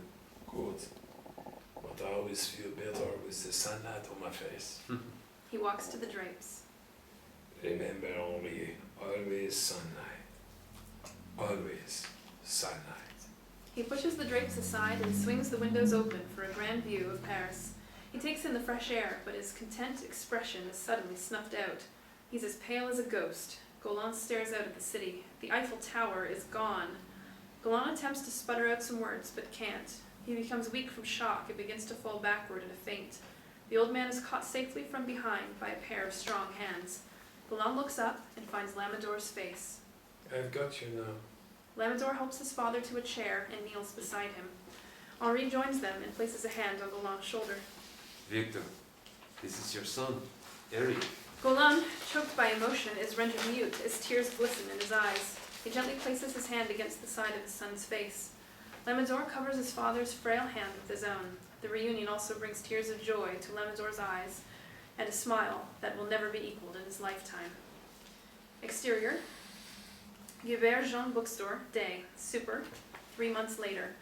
Through a big display window, the new novel, Crime Heals All Wounds, is featured with the banner exclaiming, the #1 international bestseller, plus an animated neon sign of the Eiffel Tower splitting apart and several posters of Montclair Lamador that read, book signing today. An endless line of people wait to get into the store. Interior, Guibert Jean Bookstore, day. The line of customers continues inside and ends at the author's desk, but Lamador is nowhere to be found. The crowd of fans are getting restless as the manager watches from nearby. He turns to a clerk. Where the hell is he? He's already an hour late. Exterior of Versailles Roman Catholic Church, day. Mandrel and Tux and Lorraine in a wedding dress come rushing out the doors, their family and friends showering them with rice as they swiftly slip into the back seat of a waiting black limo with blackout window tinting all around. Interior, limo, day. The newlyweds settle back in their seats. The driver and another ominous-looking man in the passenger seat instantly turn to them with long silencers aimed between their eyes. Interior, Paris hotel room, night. Captain Felice's wife, nude, is straddled over someone, riding herself to nirvana. Suddenly, a flashlight hits the mystery man's face. It's Monnier with two 9mm silencers planted against each of his temples by two assailants. She screams. Interior, Monaco Casino, night. Warchef sits at a baccarat table, smartly attired, with all the savoir-faire of James Bond, and winning like him, too. He stands up and gathers his stack of 100,000 euro chips. It was a rewarding pleasure. Thank you. He hands the dealer a 10,000 euro chip and walks across the casino to the cashier cages. He stands before a beautiful female cashier, safe behind her security bars. Bonsoir, Monsieur Borchev. How would you like your winnings? Cashier's check, cash, or casino credit? Forgive me a lick of awkwardness, but I would devote my entire life making love to you. I'm flattered. However, something much more thought-provoking is really killing me. Like, how did you know my name? The female cashier opens a drawer and removes a 9mm Sig Sauer with silencer, keeping it low but pointed at Warchef. Please be cooperative, Mr. Borchev. Behind you. Warchef turns to find two well-dressed thugs waiting to escort him away. Don't worry. They don't want your winnings, just your time. Interior, Gulfstream G550 private jet, cabin, day. A stroll down the aisle reveals the passengers, Mandrel and Lorraine in tux and wedding dress, Monnier, Warchev, and finally, Lamazur, all silent and nervous. The cockpit door opens. They look up expectantly. Robert Francois steps out, smiling joyfully at his guests. How delighted I am to see the lot of you again. My friends, I'm calling upon your special skills in the field of crime extraordinaire. Lamazur, Monnier, Warchev, Mandrel, and Lorraine stare at him with extreme puzzlement. You see, the Sultan of Brunei requires a special lawn ornament for his new palace. Exterior, blue sky, day. The Gulfstream flies over the Statue of Liberty. Freeze frame, fade out. The end.